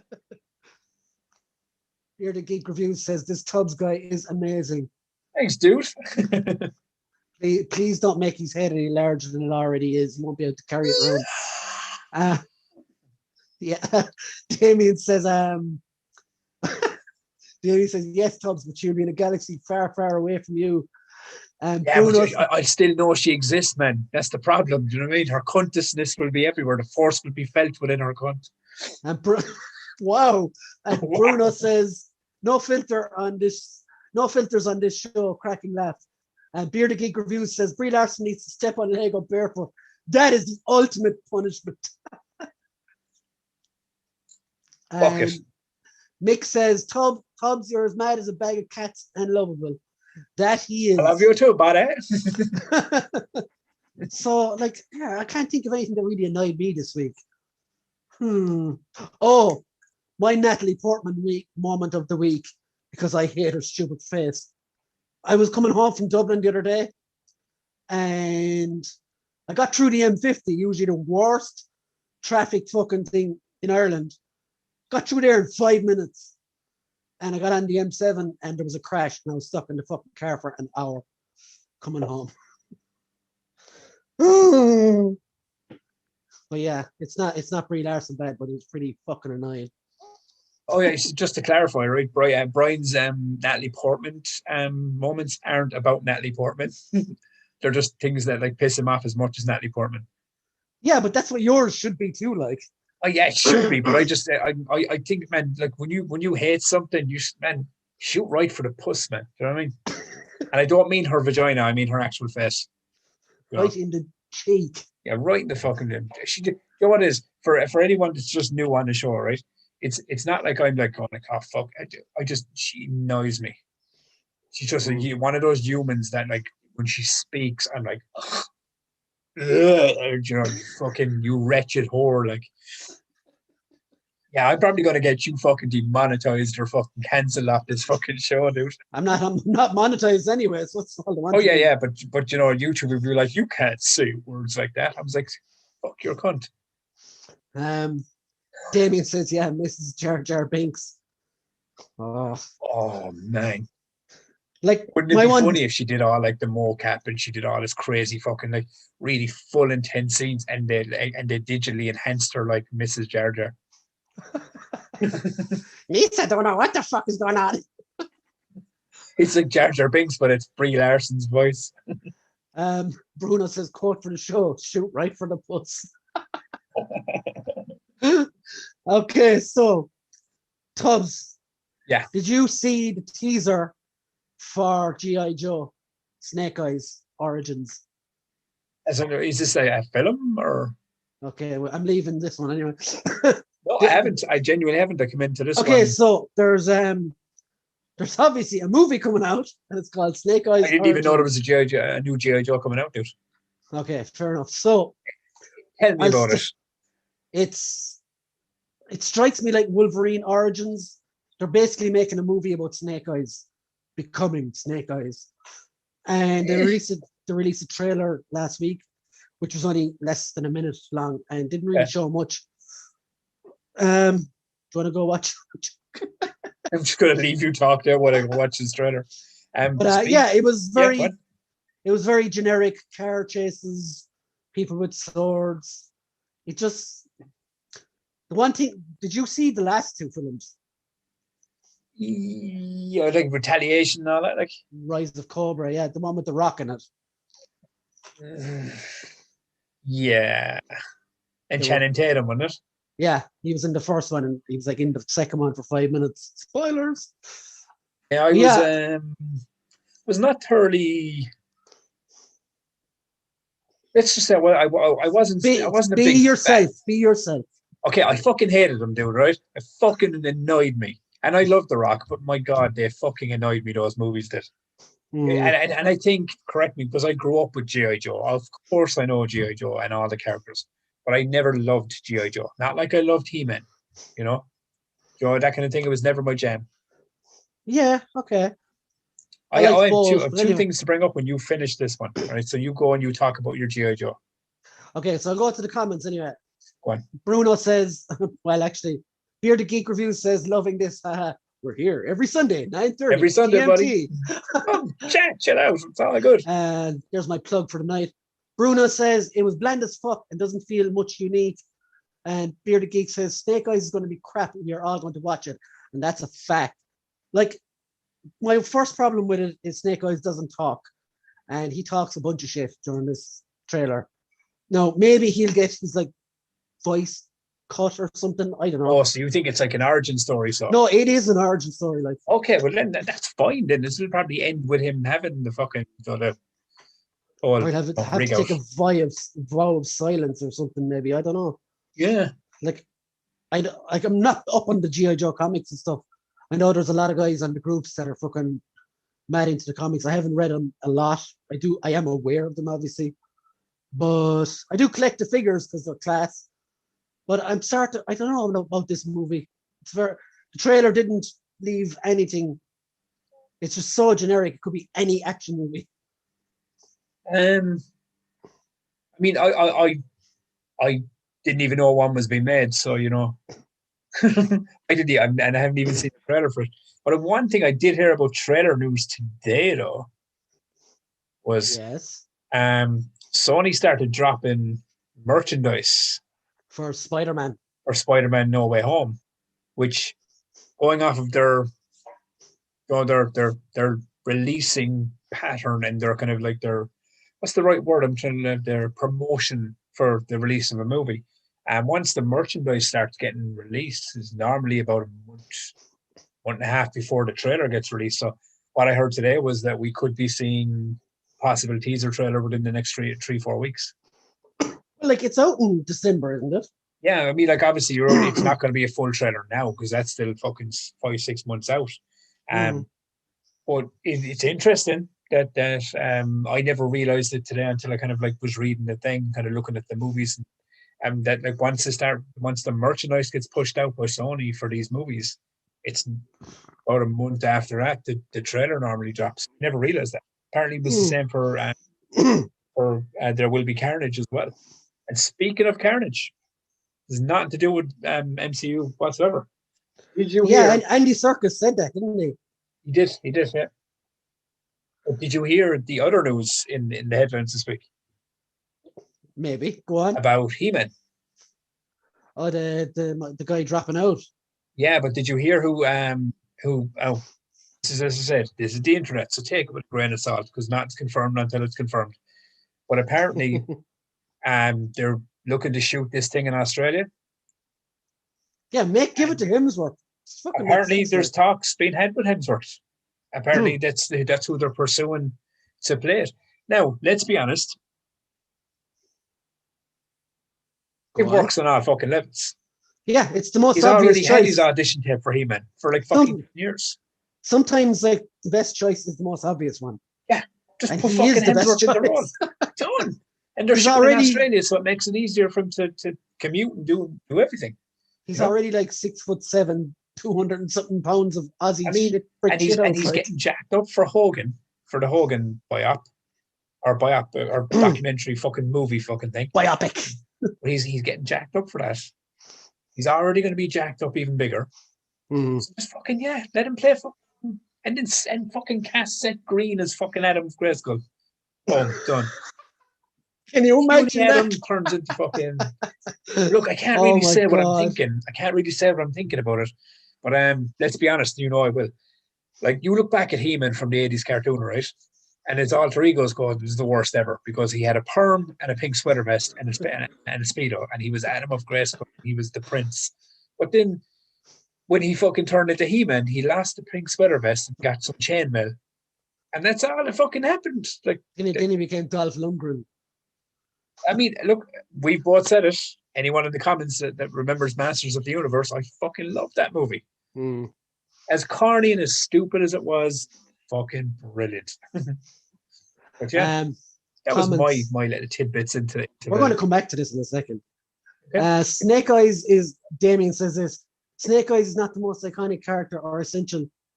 Could they not find something else to do, like a remake of the cartoon movie, but in live action? Gummy bears. No. Yeah. Who the fuck doesn't want the live action gummy bears, man? Bearded Geek Review says they're going to Wolverine Deadpool him. I can feel it. Oh, please no. Bruno says, yeah, definitely going to feel like a Wolverine Origins Deadpool. If they don't give Hemsworth a bowl cut, I'd boycott him. Oh, the fucking no, I reckon it'll be either the short haired look or it'll be the long hair. I don't think. Oh, for Hogan, yeah. What about He-Man?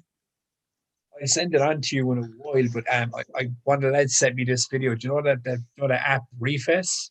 Yeah. It's basically the what's it called? The deep fake shit and the thing.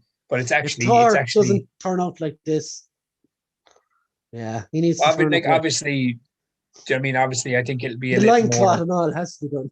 But I mean, look, come here. I mean, if he's going to be playing Hogan, he's already going to be wearing the yellow fucking trunks anyway, so he's going to be used to it. Like, but yeah, I think it's a fucking obvious choice, dude. Genuine. Like, I think Hemsworth. The people were saying that about Hemsworth when he was playing Thor. He'd be an awesome. Yeah. I mean, but okay. But yeah, with Hogan, to go back to the question, is like, yeah, I think they're gonna. I think he's gonna have the whole fucking ball patch in the head and everything. Hold on a minute. There was no question about Hogan. What are you on about? He said the ball cut. The ball cut is for He-Man. Okay, I thought about fucking. That's why I showed the figure you take. My apologies. I thought they were going, but no, and that brings me to what I was saying about the defect thing.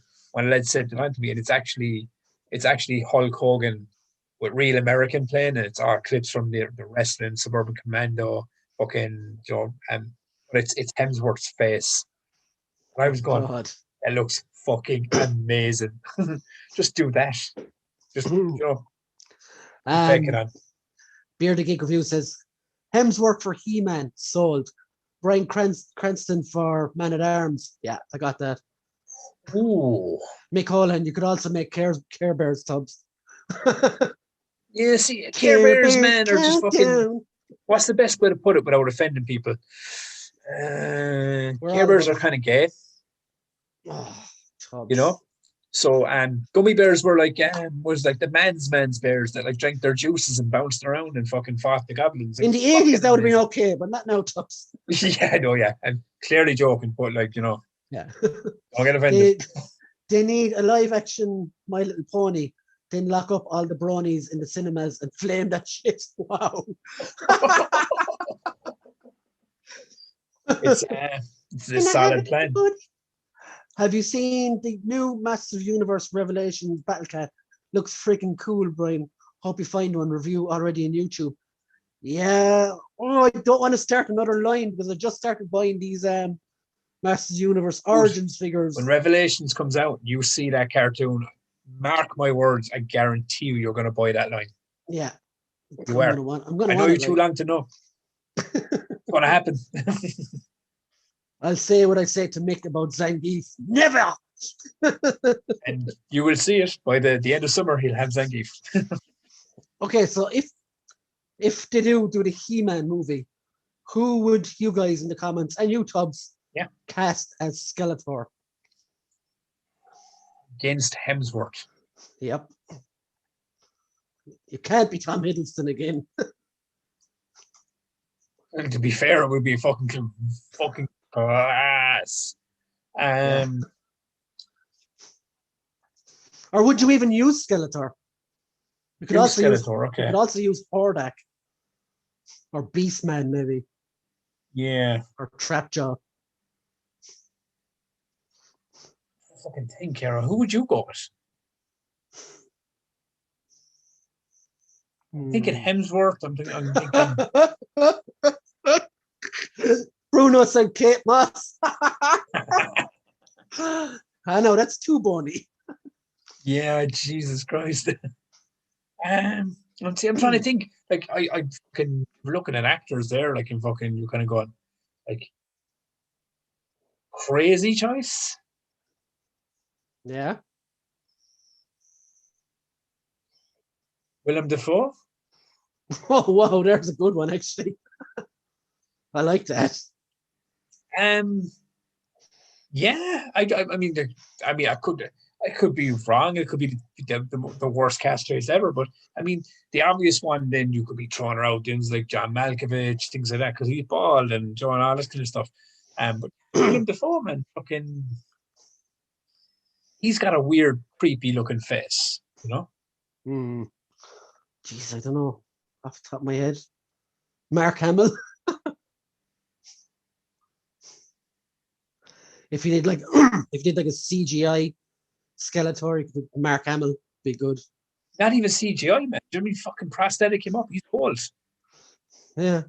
Skeletor's and like fucking the hood and shit. I'm like, fuck me, man. And he's already voicing him in Revelation. Oh yeah, he is actually, isn't he?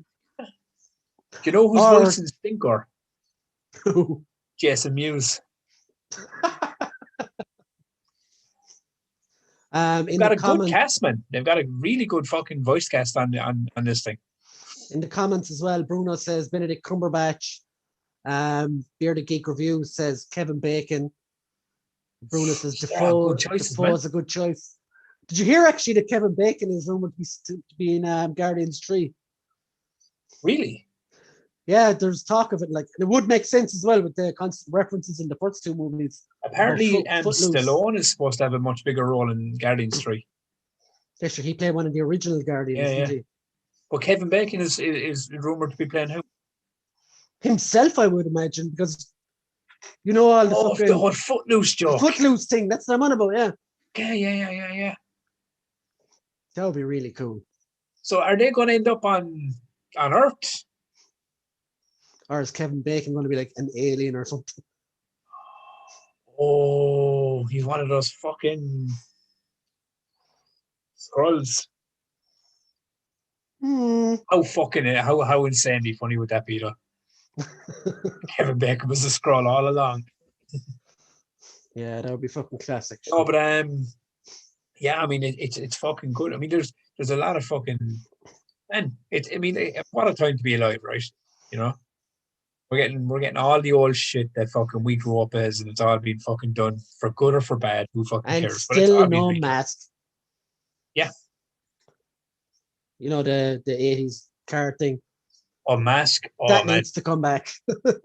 Now, I mean, I was reading that they were looking in. There was apparently at one point in time they were making a live action movie of that. They did make figures for San Diego Comic-Con set a few years ago. It had Matt Tracker in it with the Transformers and G.I. Joe, and I can't remember what else. Maybe someone in the comments can remember. But yeah, there's still been no movement either that way, like for figures or anything. And even fucking, and fucking, I mean, that like if you're looking for a fresh, brand new idea that's already been done, you know. I love the way you worded that. Yeah, no, yeah. But then, a fresh, brand new idea that's already been done. But if you're not going to do a fucking like a brand new cartoon, or you're not going to do a live action fucking film, do a fucking TV show on like a Netflix or an Amazon Prime. Mask live action TV show done. I fucking watch it all day long. Especially, they'd have to give me the theme song though.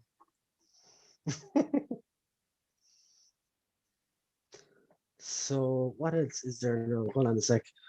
So the last thing I wanted to show you, but I can't exactly find the pictures at the moment.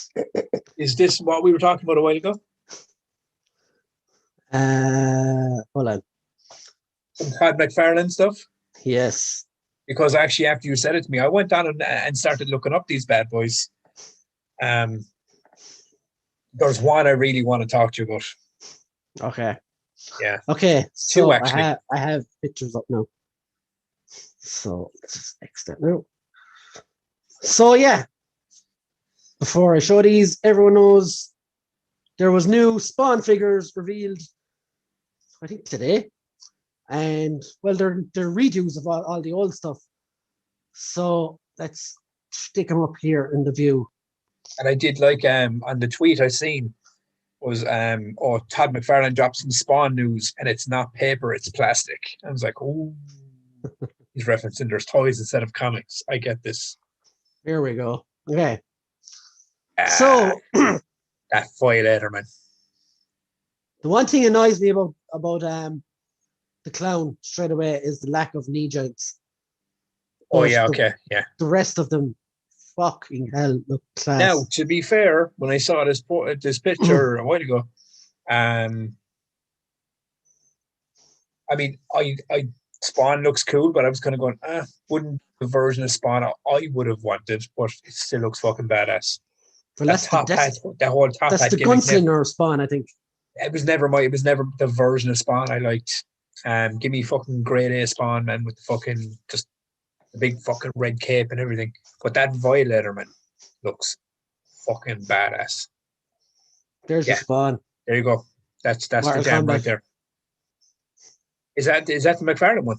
Yeah, that's the McFarlane one from the Mortal Kombat line, weirdly. Oh, fucking yeah, I have to pick that up. But yeah, he's okay. Could be a lot better. But yeah. So, like, what do you think of those? Yeah, I'm fucking. Well. The Violator is the one I would really like. Now, are they going to be released like McFarlane DC, or are these like different special branded kind of releases? No, these are McFarlane toys. They're their own thing, really. Yeah, but like, what I mean is that does the Spawn kind of characters and stuff, are their prices higher? Do they vary differently? Ow, bastard! Like now Violator, because Violator looks like he's a much bigger kind I presume like they'll be the same as the DC ones. So he'd be like a $40 character kind of a thing. Well, how much was Devastator in your one? Well, I got Devastator for $20. Yes, it's probably going to be the same as those. Okay. Because all the McFarlane ones seem to be the same price. Yeah, so I'll probably get the McFarlane Spawn and get the Devil or the Violator. And I'd be happy as a fucking pig in cow shit, mate, man. Like I think you could still get this one somewhere. I'm not sure. I've seen him online. Hey, you can get him on I had Amazon. him a while ago. Yeah, you can get him on Amazon. He's pretty cool. Like you can get into all. There's 3 different variations as well. One comes with the club thing. One comes with the sword, and the other one comes with the axe. Yeah. But yeah, I'm not a huge fan of this one, but does the job, I suppose. Wouldn't mind having fucking good shelf display, man. I wouldn't mind having a few of those other ones. I know Bruno in the comments has Kickstarter ones, and he's not a fan. Oh, really? Okay, because I did see that the big Kickstarter boxes were being mailed out. Yeah, have you seen? I'll stick up a picture of those.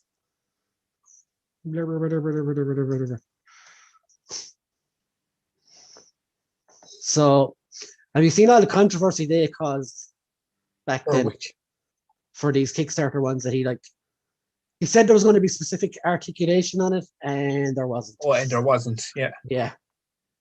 People were mad. But yeah, that's the kind of the Kickstarter one there. And a few like Bruno has it looks nice, but it wouldn't be for me anyway. It looks cool though. Yeah, it's like it's a great, like from what I can see, a great shelf piece, but not for doing oh yeah, you wouldn't be using it for action stuff. figure fucking kind of like photography or things like that. yeah. But yeah. Well, I suppose you could still design it for some fucking cool ass fucking pictures, like, but you wouldn't. They would be very static. Brian, check out the Mandarin Spawn. I feel it's underappreciated. Yeah, for me, like I'm never a big fan of all the variations. Yeah, I mean, vanilla Spawn is good enough for me. Yeah, just give me fucking grade A Spawn, man. You know what I mean? Fucking, the red and black, and I fucking love it. And Bearded Geek says, I'd love a Spawn figure I could actually buy. Yeah, I would. Man, you could still get this one. It's pretty okay. I think Amazon. Maybe. And Mick says that MK Spawn is good, but those joints, yeah, I'd be the same. I agree with you. It's these ankle joints do my fucking head in. They're just, I don't know, they feel like they're going to break all the time. And it's really pointy as well for those spikes. They're crazy pointy. But yeah. Damien says, are there any other villains at all in Spawn other than Clown? Don't know many myself. Yeah, there's shitloads. There's that I can't think of them off the top of my head. There's loads of different villains in Spawn, and I started reading it a few months back. Tubbs, have you any more thoughts on those figures? No, I mean, as I said, I agree with you with the Clown version of Violator. There's no, I mean, like, obviously he's a stumpy kind of fucking heavy set clown. So it's so I mean, it's probably weird, but the fact that he has no articulation in these is kind of weird. But you know me, man. Tubbs in the inbox wanker. I like, as I showed you a while ago with this motherfucker right here, like, that'll probably stay in the box until next week. The rest of my stuff is still in boxes for months because I just don't have the space to display them in the back and stuff at the moment. That will change though, because I'm working on some room, kind of like I have to get some fucking mannequin heads on Amazon and stuff like that as well. I have a ton of masks, like Ray. Bruno says, the reason I'm saying about the Mandarin Spawn, I feel like it looks like a temple guard in an Asian temple for a Monkey King story. Yeah, it does look pretty awesome, all right. Is that the skin-based one? No, here, I'll show you again. Yeah, because I saw one the other day. I think it's from the Todd McFarlane MK line as well, but he's all skin. It looks like basically Deadpool from Origins. Oh, okay. No, you know what I'm on about? This is... It looks stupid and it sucked. This thing looks mental like. I'll let me show you now. So yeah, that's the Mandarin Spawn there, that thing. Yeah, I see. I don't. Now I wouldn't be a fan of it. Like, as a generic figure in general, I'm like, oh, that's pretty cool. But the fact that I know it's Spawn. It's very. What's the posh word they use? It's very toyetic. Yeah, I mean, I'm like you now when it comes to certain things. I just give me the original, give me the Yeah. one I like, and I'm happy with that. So Um, I don't need the hundreds of variations. Like when it comes to Batman and stuff like that, like I still wouldn't be the guy that buys dark metal Batman, guitar wielding Batman, and all these different things. Like I mean, like all the different lines. I wasn't like, and I'm a huge Batman fan, and even the new Superman characters, like the Death Battle Superman. I was like, it's the worst looking figure I've ever seen in my life. A big, fat, fucking moldy he looking just looks fucking head so in it. stupid, doesn't he? Just looks terrible. It's like it doesn't even look like Superman. I mean, look, that's very stupid because you heard me reference it a while ago. They're fictional characters; they can look whatever way they want. But you know what I mean? But it doesn't look like anything like Superman. It just looks like a generic action figure with a Superman outfit. Um, but yeah, I mean, like there's certain action figures I will buy, like the Robin one and maybe the Thomas Wayne Batman from Flashpoint. I mean, there's a few more I have to get. Like, I want to buy a Flash, and I want to get like different characters and stuff. But yeah, I wouldn't be going out of my way to buy them all because when you throw like 13 to 15 different versions of one character at someone, it's But it's. I think they do that though. So like take for example a WWE wave. Um, every wave has a John Cena or a Rey Mysterio or a Randy yeah, Orton. in a It's different costume. Yeah, ones that will always sell. So they can sell them to the kids, and then you can get your one of whoever is in. That's why they but I sell so mean, many the variations. thing that annoyed me about the McFarlane line so far is like I love that they did the Arkham Batman, the animated series Batman, the new 52 costume and things like that. But like, I mean, give me a fucking Tim Burton's 1989 fucking Batman costume. Like, give me that suit in an Well, action like film. I will definitely say, like Todd McFarlane has definitely got the horn for Batman. Like, Oh, definitely, but it's he seems like, and don't get me wrong, I love some of them, but there's some of them. Then I'm just kind of going like, did we really need why? a Green Lantern Batman? Do we really need this version? When you could have went and, as I said, you could have went and did fucking Val Kilmer's Batman. But Even though, to I be think fair, there's probably a licensing issue with the movie one. So but you heard that, did you? no. They are releasing Batman and Robin, Two Face and Joker from Batman Forever. On which night? Which night is that? And McFarlane. the Todd McFarlane I characters. actually liked that film years ago. Like, look, we've talked about it before. Batman and Robin is what it is. It's a clusterfuck. It's a mess. But there's something about Batman and Robin. Joygasm. Oh, it's joygasm. And the fucking card was it the fucking Oh, it's poor so George Clooney, ridiculous. man. Like, he got so much hate for that movie. It's just and it's just a terrible fucking movie. Um. Right. So let's just get through the last of the comments before we finish up. Yeah. Is there a villain called Tusk or something similar, Brian? It's Spawn. That does sound very familiar, Yeah. all right. And I'm gonna fucking look that up now because it's gonna Yeah, annoy me because otherwise. I mean, correct me if I'm wrong, but isn't there like I know there's there's variations of Violator as well. There's not just like one. There's the main Violator, but wasn't there all these like different variations of the character? Yeah, Tusk is in Spawn, but there is whatchamacallit, Billy Kincaid, there's Redeemer, there's Metabalasia or something it's called, and Satan himself is a villain in Spawn. So there's a lot. Beer the Geek says, give me a comic book Spawn. Yeah, I'd love a comic book one that isn't the Kickstarter. Yeah. And he says, that looked like the Dragon Ball Z Spawn, but it is the Mandarin Spawn, so we're around the same area. Yeah, definitely. That one doesn't work for me. I wouldn't say it fits in with normal Spawn, but I got it not for a Spawn collection. And Damien says, I can visualize a green skinned villain with spikes from Spawn, or am I dreaming? Ooh, I really have to look that up. Yeah, see, it's been so long since I've dug into it. I mean, like I'd forget names and everything now if I was to really kind of just shoot hip on this one. Yeah, it's years. It's a while since I've read like look properly into it. Yeah. Bearded Geek Reviews says, Brian and Tubbs, is there a Marvel Legends figure you want that hasn't been made or made right? Marvel Legends, okay. I'd love a new Sentry and a new Ares straight off the top of my head. Like the Sentry that's there at the moment is okay, but I'd love one where he has normal eyes as well, not just the yellow fire eyes. And Ares needs to be made on the new bodies because it's single jointed elbows and everything. It just doesn't look good.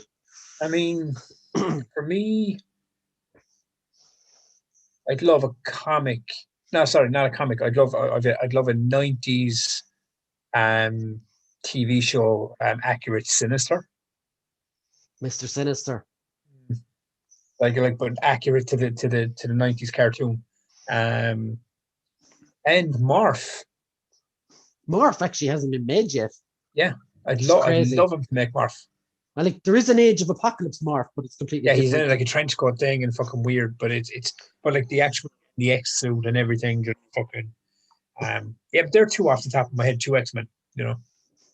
The Sinister that's there at the moment is pretty close, but yeah, I get what you mean. Yeah. Damien says Two-Face and Riddler. Bearded Geek says McFarlane did well until my Batman was sharper than Batgirl. Yeah, I'm looking at my Bat. See, I heard because I don't have her, but I heard Batgirl and Wonder Woman were pretty tall and height. As the song goes, they got legs. But I mean, I know you couldn't do it, but like, I mean, like they made Robin smaller. So why could? Yeah, but they did say like they did accept that scale was already an issue. Yeah, but they didn't fix it. Yeah, they didn't fix it. Not yet, anyway. I have seen customizers shorten the legs. Yeah, but see, like customizers shouldn't have to do their job for them. Oh no, they shouldn't. But but just one thing about it, man. Looking at some of the customs that like people are buying these characters to make into their own things. You know, like I saw that it was a fantastic custom. It was the long-haired Wolverine, Old Man Logan, with like the grey long hair and the grey beard, and I think it was the Red Sun Superman suit, but they removed the crest and then put another like off of the. I know the one you're talking about. No, the Action Comics one, they put that crest on, then they put the head on, painted the hair black, the beard black. The entire suit was painted black and silver, and you had comic accurate Superman from Dead of Superman, or the when he was reborn and Superman rebirth. Was it? I don't know. Yeah, it was like fucking the return of Superman. It was fucking really good. But see, some of these customizers are fantastic, man. The things they can do with these figures, like Damien said, Marvel Legends classic Hammerhead or Thor villain curse, please. And Bearded Geek Reviews says Batgirl's head was fucking huge. I know, I can see it from here where I'm sitting. So bad. Batgirl, anyway. Fucking. I'm very much behind. Like, I'm fucking. What was I like? I was the movies. I was the fucking movie collector. Like, if there's fucking VHS in my fucking shelf, at home. But yeah, I'm catching up to Brian now. Brian has a fucking an arson behind his head. I have several things pointing out. That's my biggest problem. I see something, I go, I like that, I'll get that. Yeah, but Tubbs, you got the whole Heath Slater thing. I got kids, man, and then all my figure money goes to buy them figures. But so yeah, I have come up with this new plan though. It's like they really like Spider-Gwen right now. Oh, okay. So I'm going to buy him two of the Spider-Gwens that I've seen on Brian's Action Figure Reviews, fully reviewed. Go check it out. Yeah, I seen the action figure, and I was going, I'm going to buy him. I'm going to buy him two of those. Still in Smith's, by the way. Because what happens is kids get bored of shit. So any of the shit that I bought them, it goes on my shelf. That's for me. Like, it's like all these, like, fucking, what you call it? It's all these, like, Disney fucking Infinity characters and all that kind of stuff. Like, I'm never going to fucking play that game. Yeah, that's all for shelf, man. Okay, guys, it's been 2 hours now and 10 minutes, and this has been an absolutely awesome show. I want to thank everybody in the comments for helping us make it an awesome show. Yeah. You really drive us on to be even worse than we actually are. No, do you know something? I know I go on my ballistic rants and I go off on the fucking tangents and stuff, but it genuinely is live interaction with the comments. Obviously, me and my screen wife Brian know each other like chalk and cheese at this point. You know what I mean? So it's easy for us to banter back and forth. But it's the live interaction, crowd or the audience or the interaction from the comments. It really does bring the level up. You know. Because it's a constant interaction, man. It's not just with me and Brian. It's a constant kind of 360 flow as we rant on. Yeah, that's why I love doing the live stream. Like, you guys can drive the conversation if we have nothing to talk about. And as you know, and you've been listening for like double-digit weeks, I never have nothing to talk about. And Tubbs, your internet worked flawlessly after the first 10 minutes, which was great. Yeah, Joe, I think it just needed to air out the fucking bad vibes from last week. Blow out the dust. Oh, yeah, Damien says figure reveal of the week, MCU Sorter. I forgot that. I have that pre-ordered already. Fucking class. Beer the Geek Reviews, love the gents. We'll be back for more. Yeah, man, please do come back next Sunday. Next week's show we'll be talking about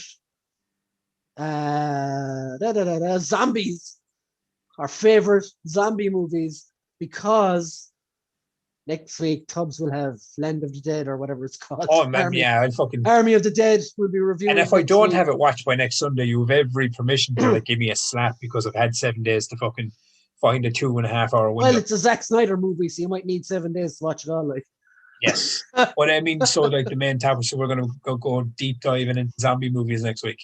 Yeah, pretty much. I do like me some zombies.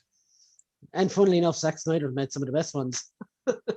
Yeah. I mean, like, and Dawn of the Dead is fucking arguably like a fantastic fucking movie. Like, our final thought of the day, Tubbs, is Zack Snyder revealed today he wants to make a porno, and we'll leave it at that. I'd watch that shit. Hands fucking down. I know you would. You're and you would too. Don't you fucking lie. Brian's like, I wouldn't watch it. What link was that again? Depends on who's in it, right? Text me. Do you want to see slow motion dick? I don't. Yeah, but look, you got to put up the slow motion dick to see it enter into the puss. Oh, there you go. Stop. Anyway, see you next week, guys. Bye. Bye.